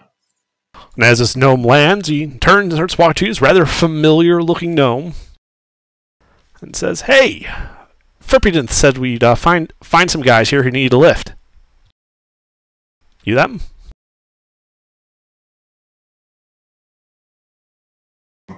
Yes. How did he know we were here? Maybe we told him in the future. No, we didn't. I am the future. No, I'm sure he says, Frippydinth does and knows as Frippydinth does and knows. Dragons, you know?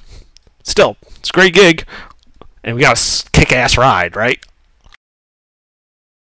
It is pretty cool.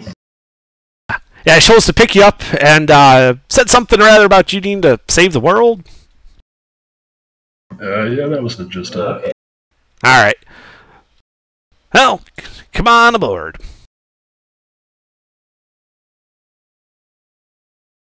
I start following him. Same.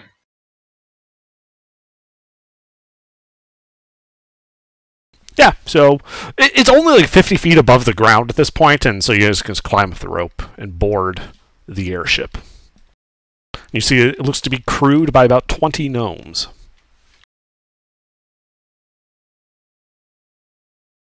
You can see that on the front of the ship there is a green flame large arbalister, as well as 3 different ballista on secondary turrets around the ship's perimeter. Neat.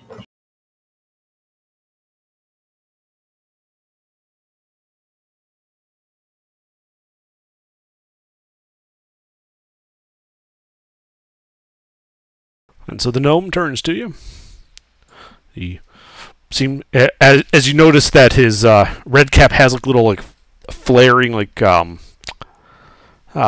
you call this like lace piping on it to almost look like a 18th century captain's hat. I think I know what you're talking about. I said, "So, ship's at your disposal. Where do you need to go?" We need to get to the anathema, the Athenaeum of the Far Realms.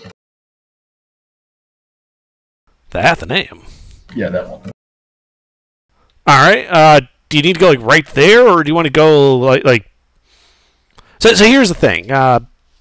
They require all like docking craft, even they meant that for water, but they apply it to any flying craft as well to go to the port of Taurosis, and then go inland from there. Or we could just try to fly right to the main facility, but they're not likely to be happy about that. Which way do you want to handle this? Probably save time to do it the way they want us to. Alrighty. Arcturus, you know exactly where we have to go, right? I know what the coastline looks like, yeah. Okay. Well, I mean, like the specific location where she's supposed to appear. Do I know that part under? No part of what? So I was able to identify that the area that she arrived was the Athenaeum of the Far Realms. Okay. So I would presume from that knowledge I know the precise geographical location. You know where the Athenaeum is. You know the island, the archipelago that it occupies. You do not know the exact location of that city. Like, it was just a big icon on a map. It didn't give you like a direct coordinate to it. No, but we know the city. Not the city. The site where Zugtmoy showed up. Right. What you know was the wreck of the floating city. So we have to find out where that is. Maybe we can do that while we're in port. They probably know where it is. Alright, yeah, we should probably go to the designated landing point. It was visible from the surface when you saw it, right? Was it under? No. Oh, that's right. Sorry. Yeah, I was thinking about a different piece of information I gave you. Yeah, the dream where you saw her on the coastline. That's right. Yeah, you know that coastline is like that fort you saw in the distance off to her right. That was the port of Taurosis. Oh, okay. So it's like practically right there. Okay, so now I'm kind of confused. What's the piece of information that you were thinking of about a crashed city? The Athenaeum is centered on one of the crashed cities, the same way that the capital of Arcazar was built over one. Right. Okay. But like the exact location of the ruins is not known because the Athenaeum is a sprawling thing all over the archipelago. Okay. Kind of like how the Raven remnants built over a city. Right. Yeah. I mean, this is a world that has suffered several apocalypse, and as a result, stuff is built over ruins for the most part because it's a lot easier than building it on a green field. Right. But from that dream, you have a rough idea of which direction it should be from the city. Right. That was west of the port. Alrighty. Okay. So yeah, as you guys settle in, the captain, his name's Widget, shows you to some quarters and informs you that at best speed, it will take 46 days to fly to the Athenaeum from here.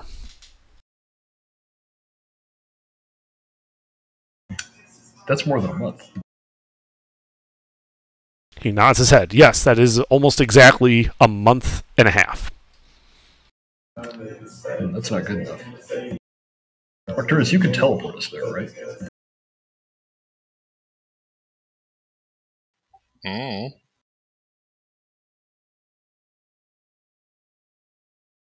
Well, if you have some way to control the wind, that might help, but, you know, other than that, we're relying on the propeller and the wind, and that's about how long it's going to take.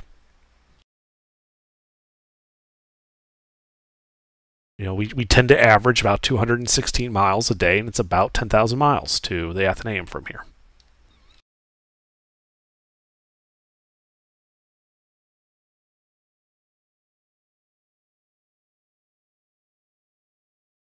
This is cool.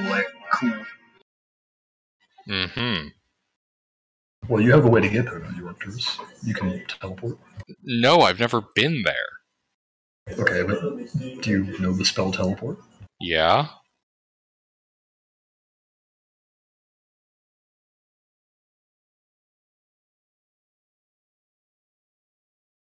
Wait. Did I send us a month or a month and a half in the past? A month. Fuck.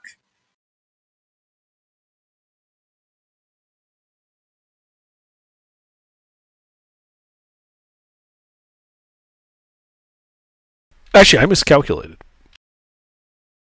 It's only 8,000 miles, which means it's only 37 days.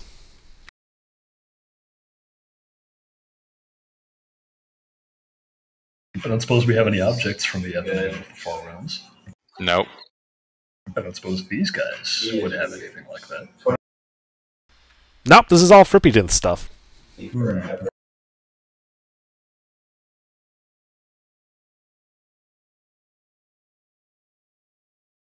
Well, you could try teleporting us there, Arcturus.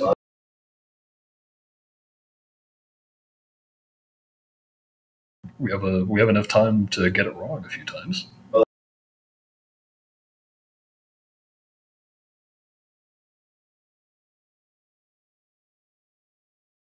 Hmm. It's only got roughly a quarter of a chance of getting us there.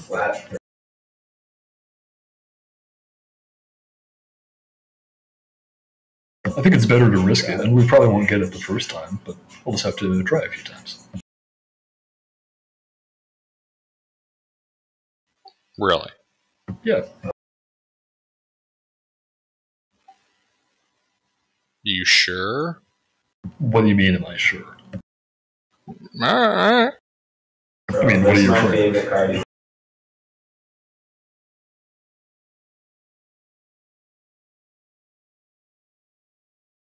No, just, yeah, if you guys want to try to blind firing teleport, okay.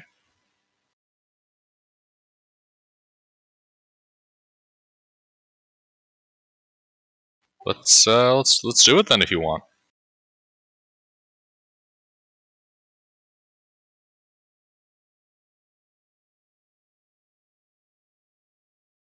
Alright, did you actually prepare teleport? Oh, well, we shouldn't. Yeah. Okay. Maybe let's not go yet. Let's at least be. Arcturus, do you know like water breathing or anything like that? No. I have dark vision. I have control water.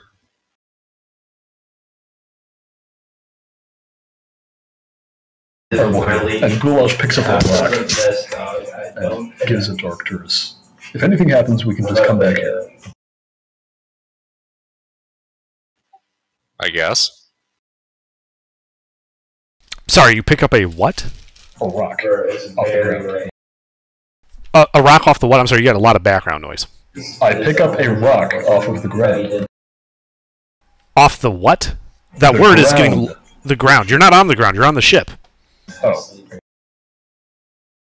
Is the ship a targetable destination as a wizard? When you ask the captain, he points out the large teleportation circle on the main deck. that'll do that. Never I mind. go and I acquire those coordinates. Uh-huh. You now have the coordinate for Frippydinth's battle balloon. Mm-hmm. Mm-hmm. What are those numbers? No numbers, it's by name. Frippy battle balloon.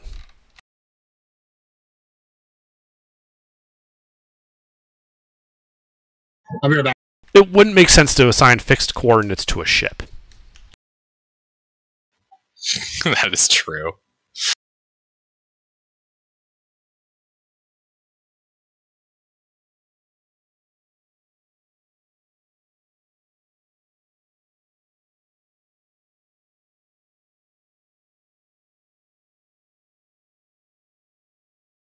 Alrighty.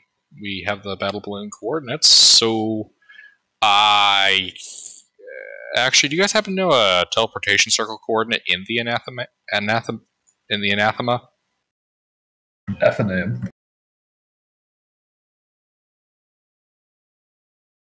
You're asking the gnomes? Mm-hmm. They say no. Do I? Do you? Oh. Well, if it's not on the list of wings you know, no, you don't.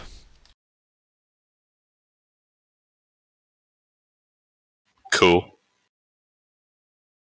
I gather the party and I teleport. Wait, actually, hold on. Do you guys have a detailed description of the city? Oh, yeah. They pull out the harbor charts of the city. Like, yeah, see here. We usually dock right here. It's a prototype landing zone. It's this big, tall tower. Okay. All right. I'm going to get that visual in my head under, and then I'm going to tear open a portal in space and time and fling the party through it. Sorry, you're casting Sea of Realities or teleport? Teleport. Okay, because that doesn't go through time. Fair enough. I tear open a portal in space. Okay, yes. Using the description, you cast teleport. Roll a d100.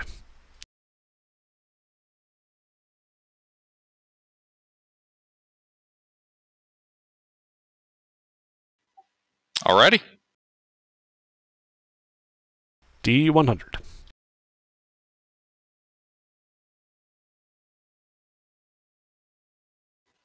69. We're sleuth when you need them. Alrighty, let's see. I have to roll some dice.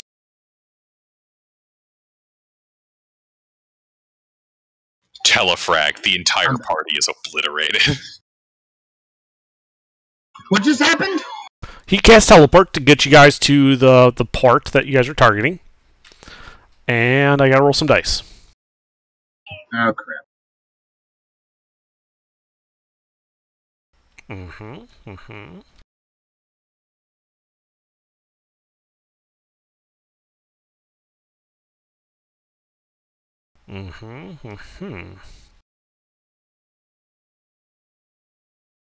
Okay. So that's 320 miles.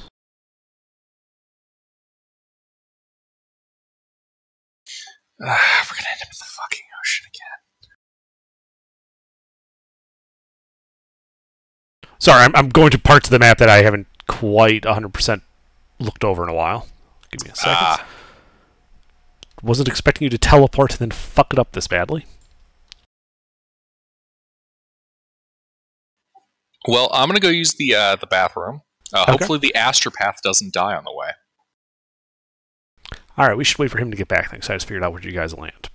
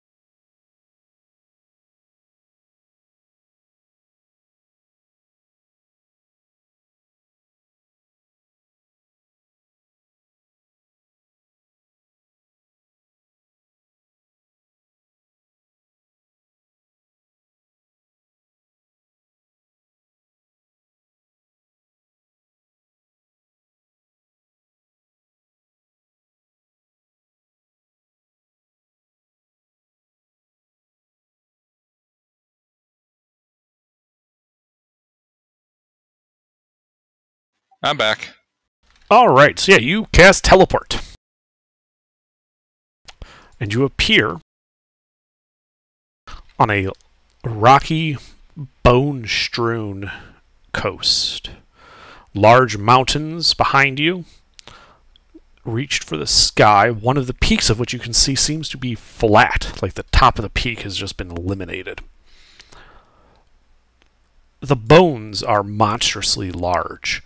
Some of them, as thick, thicker than you are around. In total, they're over 2 feet in diameter. There is no sight of any living creatures within range. Guys? I think I'm a little off target. Underdark? Mm-hmm. May I make a history check? Have I heard of this place? Yeah, make a history check. Could I get assistance and guidance, folks? I'll give you guidance. Actually, wait, I think I've heard legends about places like this. If there's a bunch of bones all around and a mountain missing the top, there's a bunch of really valuable special rocks up at the top of that mountain.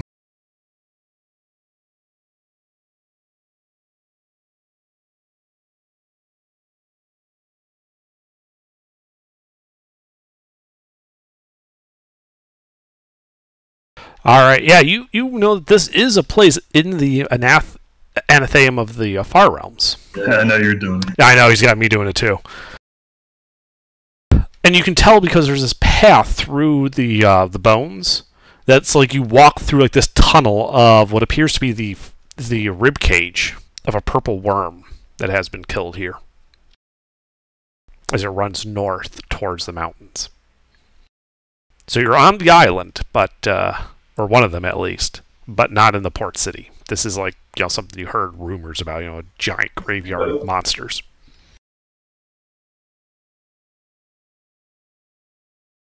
Want to give it another shot? I'm out of shots. Oh, well, we'll just have to spend the night here. Indeed. Under. Mm-hmm. Is there exposed rock here? You thought it was a rock that you were standing on, but as you look closer, you realize it's more like glass or obsidian. There's a small bone that you can pick up or something, right? Yeah, there are bones. Is obsidian able to be affected by... where is it?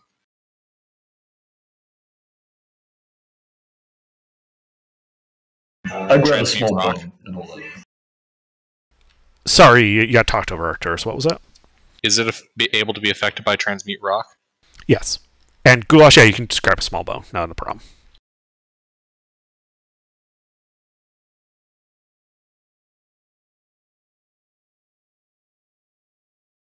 In that case, could I use a combination of transmute rock and mold earth to create for us a obsidian glass hut? Yes. As you begin doing that, Goulash looks over from setting up the tent.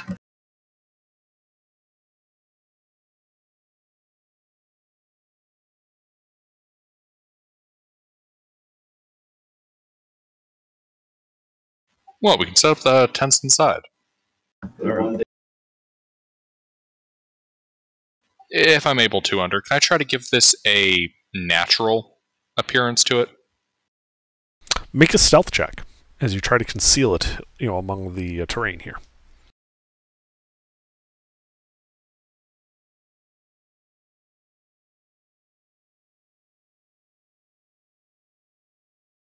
Alrighty.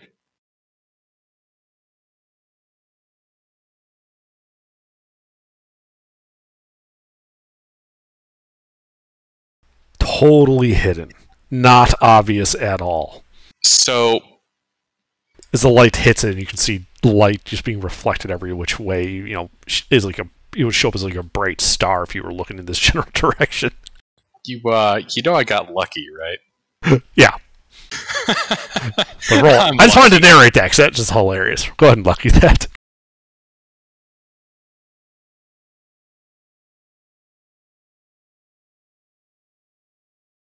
total hidden. It went from being mirror polish to, like, natural polish, but unnatural shape. Look, it's as subtle as the Epcot Center at Disney World. I mean, yeah, sure, if you're blind. This is the HUD of the future. Yep. Alrighty. So you guys are just going to hang out and take a rest? Sure. Wait, how long is left in our day? The day. You guys took a long rest, and then you boarded the ship and cast teleport. Oh, yeah, guys, I'd like to rest here. I've kind of already burnt a boatload of high-level slots. Yeah, that's okay. I mean, we can just spend the day having fun. What? Well, you can spend the day doing your spellbook. Fun. Well, that's what you're going to do. I'm going to have fun.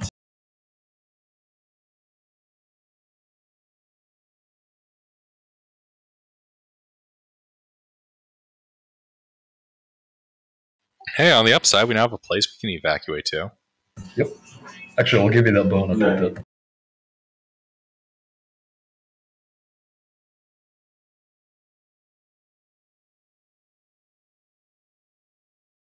Sorry, what was that? I said I'd give you that bone I picked up. What kind of bone is it? It's a small bone that I picked up off the ground. Hey, Under, what kind of small bone is it? Make a medicine check.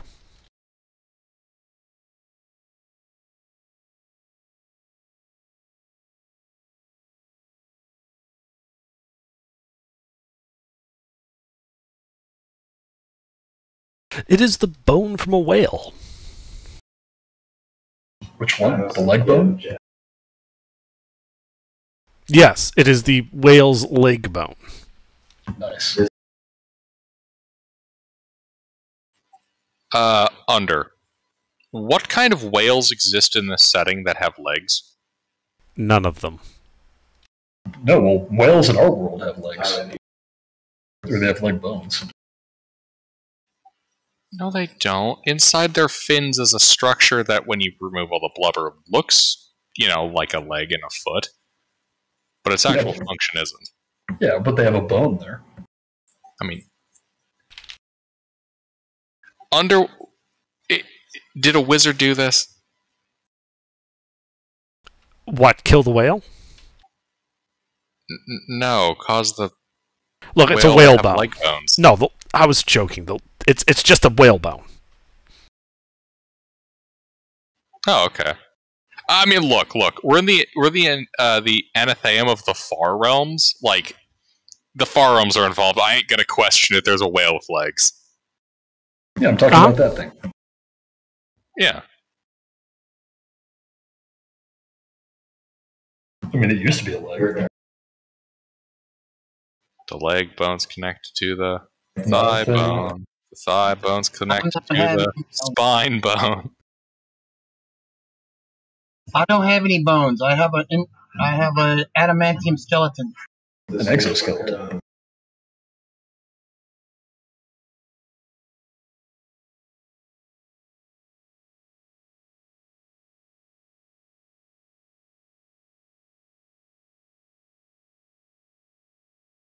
Alright, yeah, so you guys make camp and be resting. What do you do for the day? I will go fishing. Okay. By hand. Interesting. How do you do that? I guess I can't swim. I don't have a swim speed or the ability to breathe water today because I didn't pick that when I woke up this morning.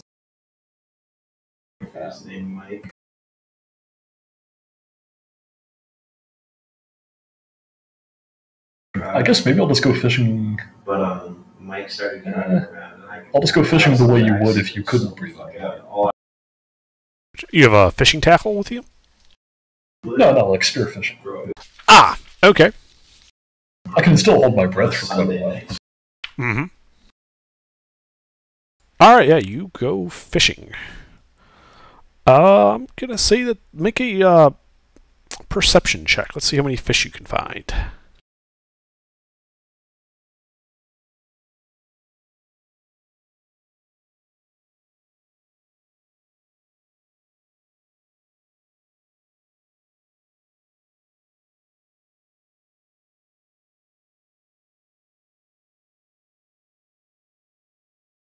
You find one fish. Cool. Does my wanderer background factor into this at all, where I can like find food for up to 4 people? Yes, actually, it would have given you advantage on that. Do it again. Okay. Because it's not automatic here. Food is very scarce here. Right. Yeah, it's better. All right, yeah, you're able to find enough fish to feed the whole party. Hey, Just barely, though. we have other food. It's enough to make a fish-centered meal for the whole party. Yeah. It seems odd, because you know that this borders like the ocean, that was saltwater. It seems odd that there's so few fish here. Yeah, it's almost like a bunch of sea creatures died here or something. Well, not just like there's like the purple worm, there's a whale, there's what appears to be, some other large creatures here. It's like this is like a graveyard of giant monsters.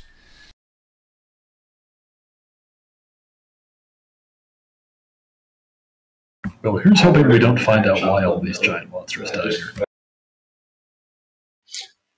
Arcturus is going to take a moment to look out at the sea and go, looks like we've got a storm of foreshadowing moving in from the northwest.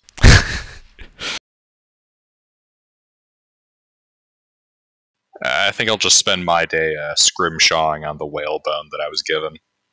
Okay. All right, but yeah, evening starts to fall. An aurora seems to be up in the sky. Ah, the southern lights. Mm-hmm. Do you guys go to sleep? Yep. Okay, you all go to sleep. Well, I imagine we're taking our previous watch order. But... Okay. Goulash Beta, Arcturus Beta. All right. Yep. So the first hour of Goulash's watch, you're just sitting there. You notice that the aurora is getting like larger and larger as the hour passes. Interesting. It's taking up, and you realize that it's not that the aurora is getting larger; it's also getting lower.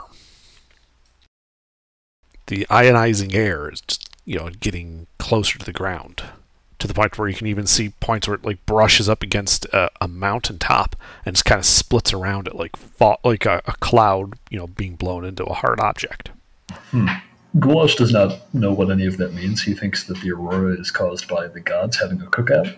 So, yeah.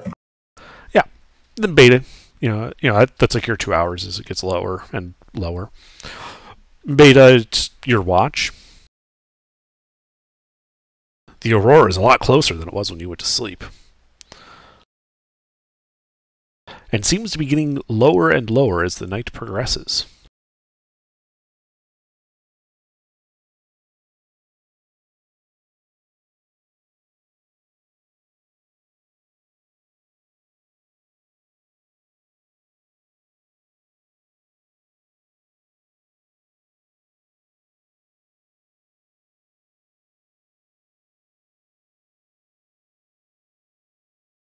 All right, and then as they're asleep and Beta, you're listening to this. Sorry, not listening to this. Watching this. As it gets a little bit lower and a little bit lower during your watch, you begin to hear almost like a humming, like a haunting air tune coming from above. And I need you to make a wisdom saving throw versus charm.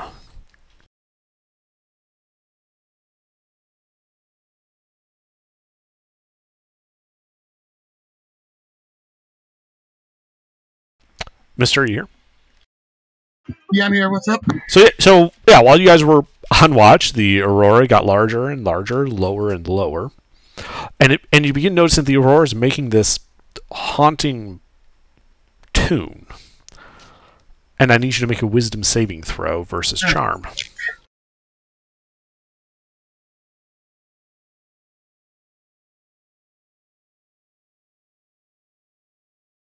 Well, fuck. Yeah, you find yourself humming along to this tune. It doesn't really seem to have much of a beat to it. It's just sort of this wailing, gnashing tune.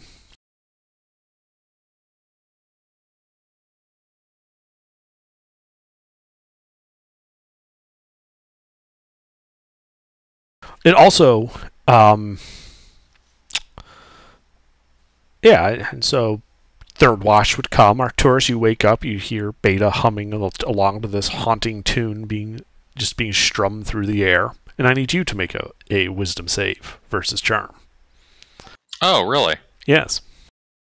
I'm fine then. Mind blank. Wasn't that cast over a day ago? Has it been over a day? You cast it on yourself, what, immediately after you cast? No, how long does it last? 8 hours or 24? 24. Oh, then you're fine. Yeah, you can just see Beta humming along to this. This Aurora just almost like, almost close enough you could touch it. What is this, really? What does my wizard brain reveal to me? Make an Arcana check.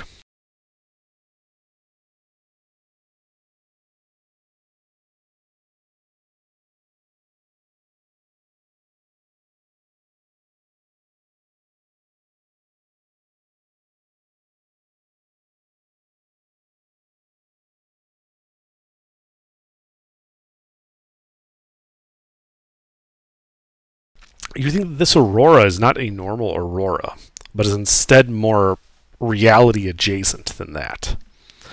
And that it's an interaction between the flow and the far realms manifesting itself around this island.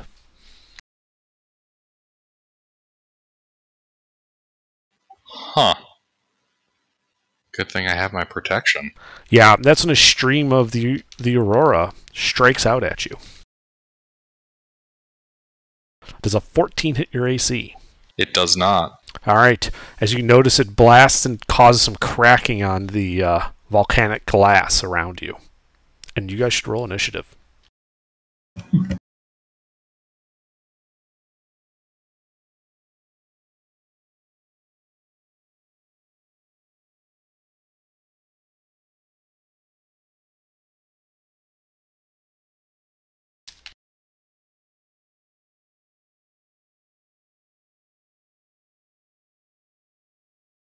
Mister, roll initiative.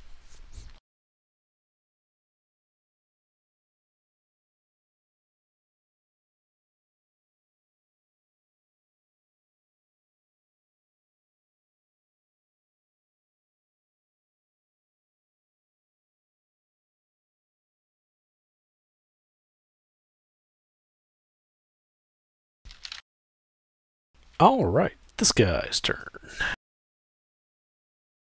Well, it is going to keep making this dissonant song. And it is going to try to touch Arcturus and Beta.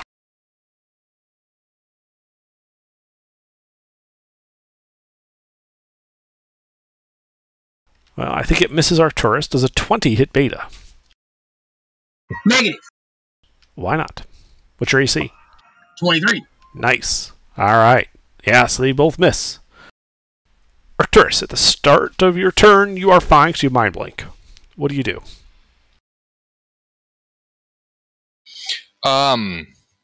Given the properties of this thing, is there anything I could surmise about the nature of its existence? Like, would force damage be effective on it?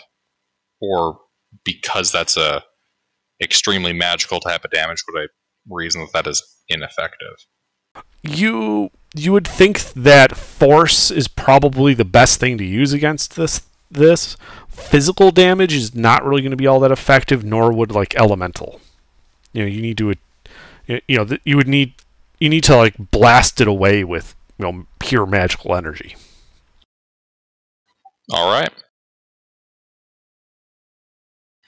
Disintegrate. Okay. It's what needs to make a dex save. Mm-hmm.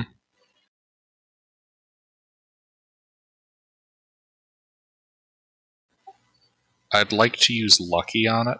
Okay. To make him take the 6. I know he gets to choose whether he wants the 24 or the 10.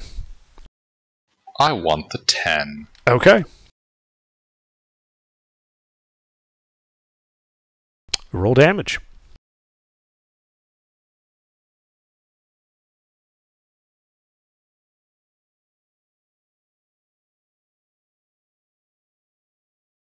Holy shit. Alright, so you blast this thing with Disintegrate. It seems to be especially effective against it as this wave of magic force seems to spread throughout this aurora.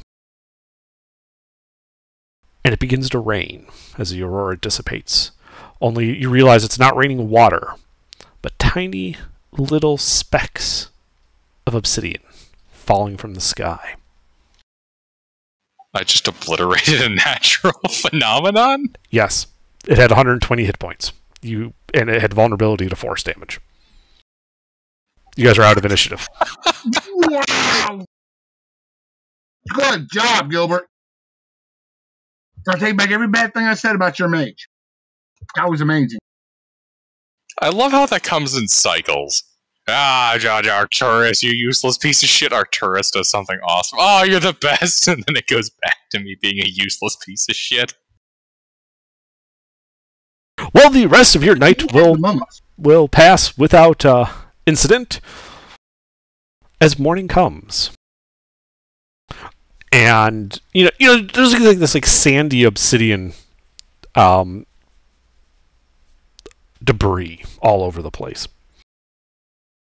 Wow. And off in the distance, you can see what appears to be a gaggle of people wearing what appear to be priestly robes, though not carrying an emblem of the Pantheon. Rather carrying what appears to be the coat of arms of the Athenaeum. Walking down there, but in the morning light you can see they're still like 500 feet away. And there looks to be 7 of them. That's interesting. Hey, Arcturus, you want to get us out of here? Yeah, 1 second. Hey, Under. Uh-huh. How long does Mind Blank last on me, currently? Like, what's my timer? Let's see. If it lasts 24 hours, it expired now. Recast. Okay. It takes an action. You cast Mind Blink on yourself. These guys just appear to be strolling down that pathway I mentioned before through the ribcage of the purple worm. They are 470 feet away. You guys think we should run? No, I think you should teleport us again. Well, should we not speak to these people? Nah. Under. Mm-hmm. What does Arcturus know about the people of the Athenaeum? Make a history check. Can I get guidance, Beta?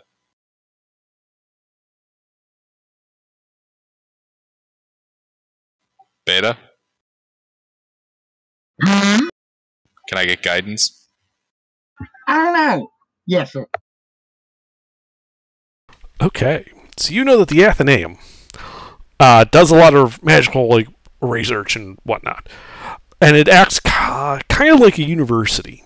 Except that when you join to be taught, you take, there's some vows that you take to enter and all of that. But you choose how long you will be entering for. And at the end of that cycle, and while that cycle is going on, the doors to the outside are locked, and you cannot, no one can enter or leave. And there is the outer pair of doors, which are opened once every month to let people in and out. Inside there's another pair of doors that are opened once a year. Beyond that, there is another at once a decade, once a century, and doors that are only opened once every 1,000 years.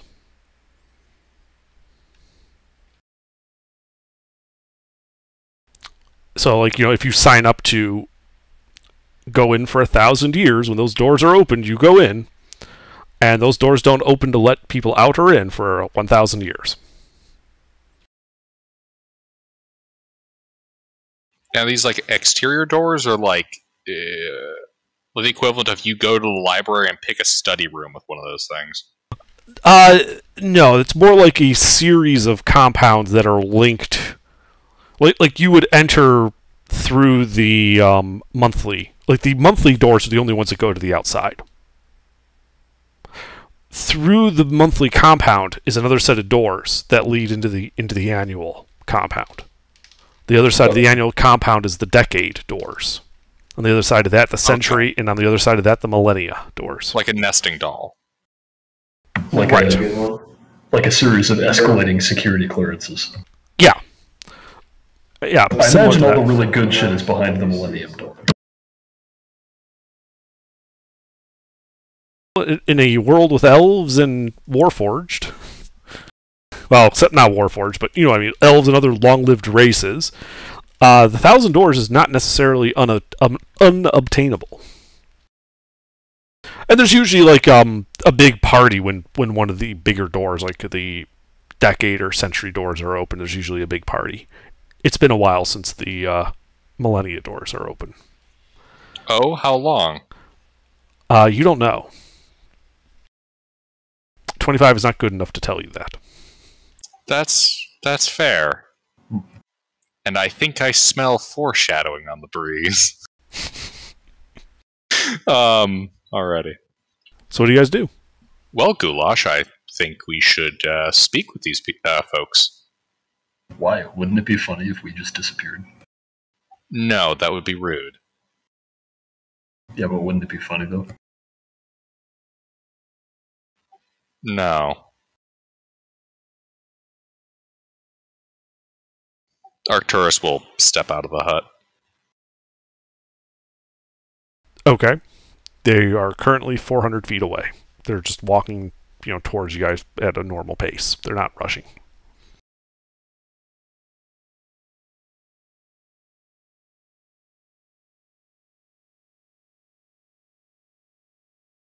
And with that 25, you can see as they get closer and closer that they are wearing the robes not of the scholars that have taken a vow and gone in for a certain amount of time, but rather that of like an acolyte, one who wishes to join at the next opening. And you can see that this appears to be a group of people who wish to join the 10-year door.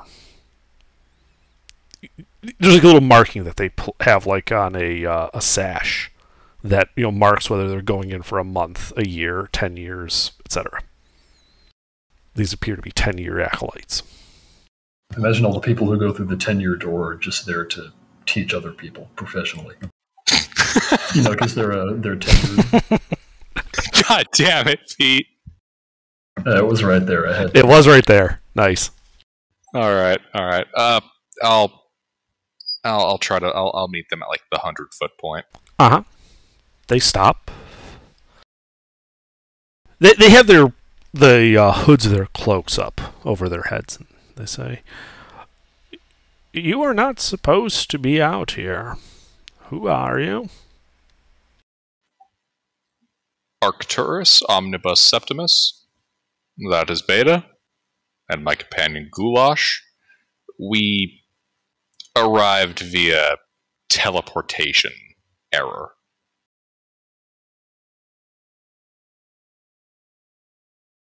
I see.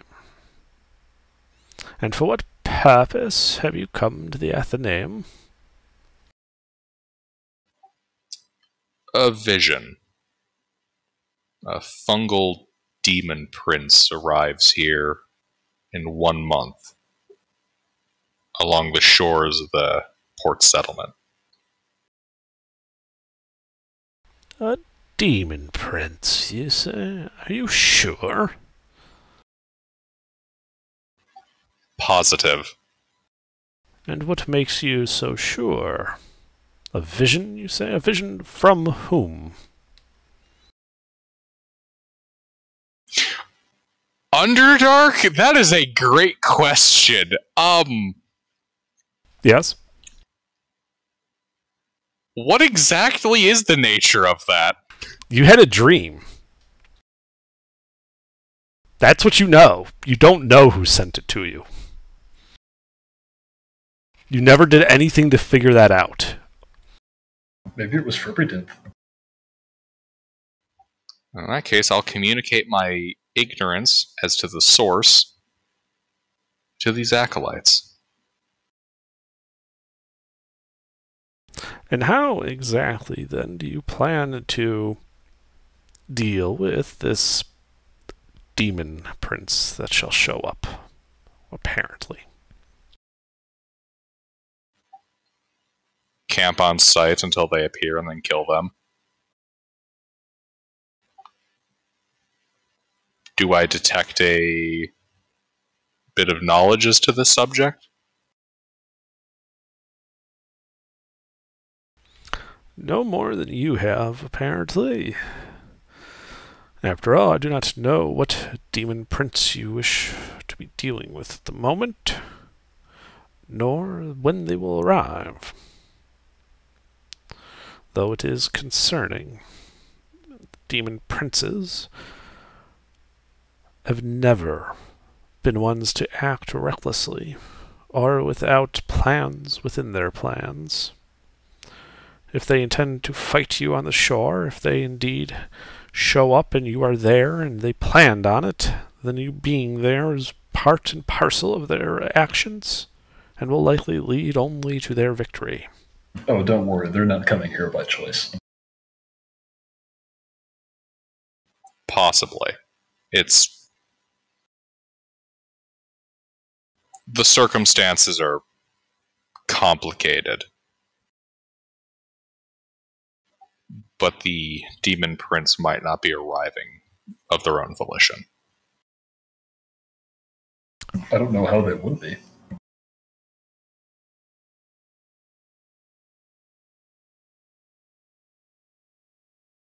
You seem to have knowledge on this that you are not yet sharing. How exactly do you know that this demon prince will be arriving against their will? I'll tell you how he knows. We're from the future.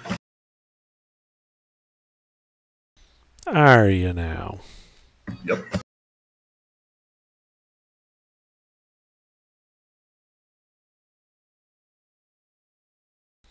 This, I think, should be brought to the council, and let them know of you and your temporal shenanigans. We'll be happy to tell them all about it in 1 month. Insight check. Sure. Make an insight check. I'll give you guidance. Bit late for guidance. This stuff's already been said. I'll try lucky.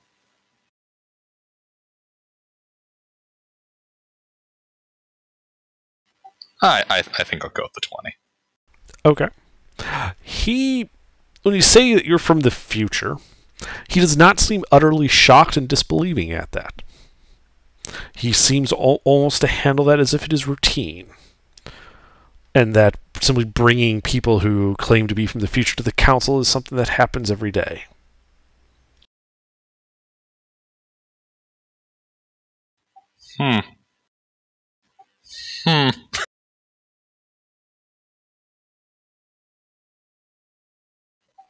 By all means, please lead the way. Well, it is quite a hike. Would you be opposed to me teleporting us all there? I would not be opposed. Very well, then. He begins casting a spell.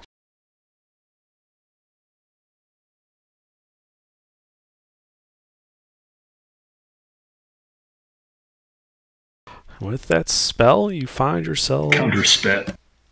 No. And he casts that. I do actually have to roll this.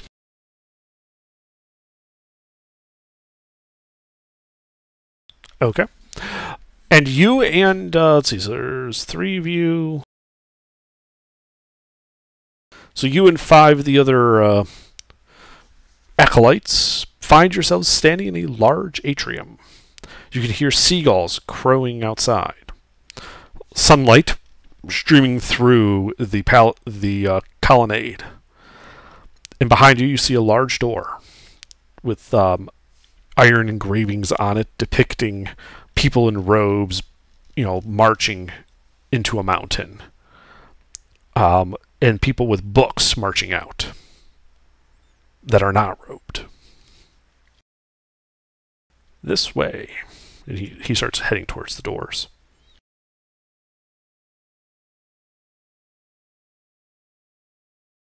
Pushes them open. Do you guys follow him? Yep. 1 second. Call me chronically paranoid, but does this feel sinister? A little. In what way? In kind of a bureaucratic government officiousness to it. Like they're going to fucking time cops. Like they're going to pull out some rule books and just beat you over the head with them type thing.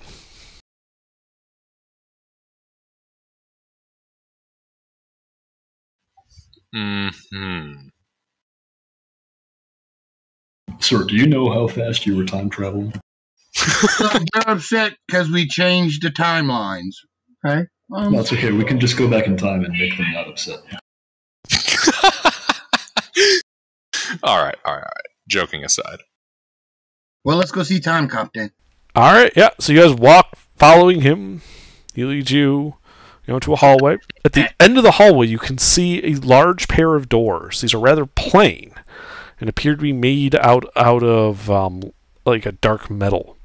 Above the door, like above the arch of the door, you can see what appears to be a clock that it looks to be counting down, and large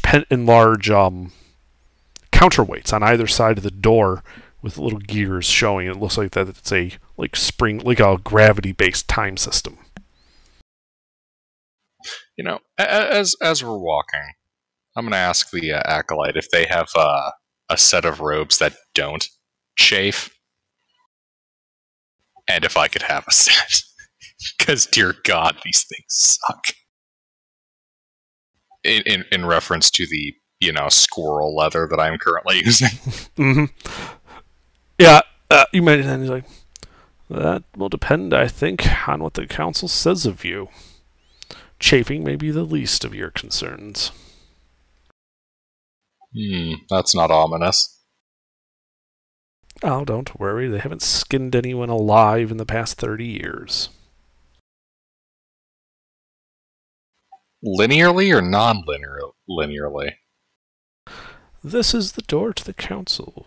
They are waiting for you.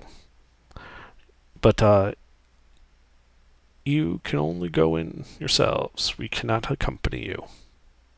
As he points to this plain-looking wooden door.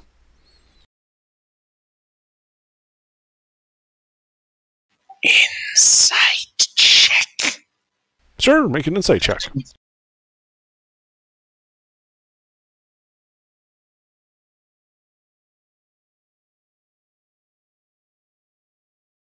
You're pretty sure he was joking about the skinning thing. Oh, good. All right. Arcturus will step into the room. All right. You open the door and cross the threshold.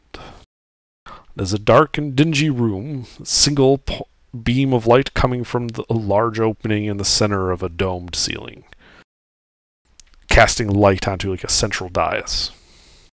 Surrounding the dais is a arched marble-looking plinth, and you can see what appears to be 7 figures in shadow sitting there, looking at you. 7 figures in shadow.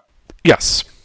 This beam of light coming from the ceiling, highlighting the dais in the center of the room, semicircular, like a desk, semicircular marble desk with 7 figures in shadow sitting at this desk, spaced out. I'm getting some Star Trek movie vibes right now. A female voice calls out as the 3 of you enter the room. Step forward, and we shall begin our discussion. Arcturus will step forward. And that is where we will call it for the evening. Cool.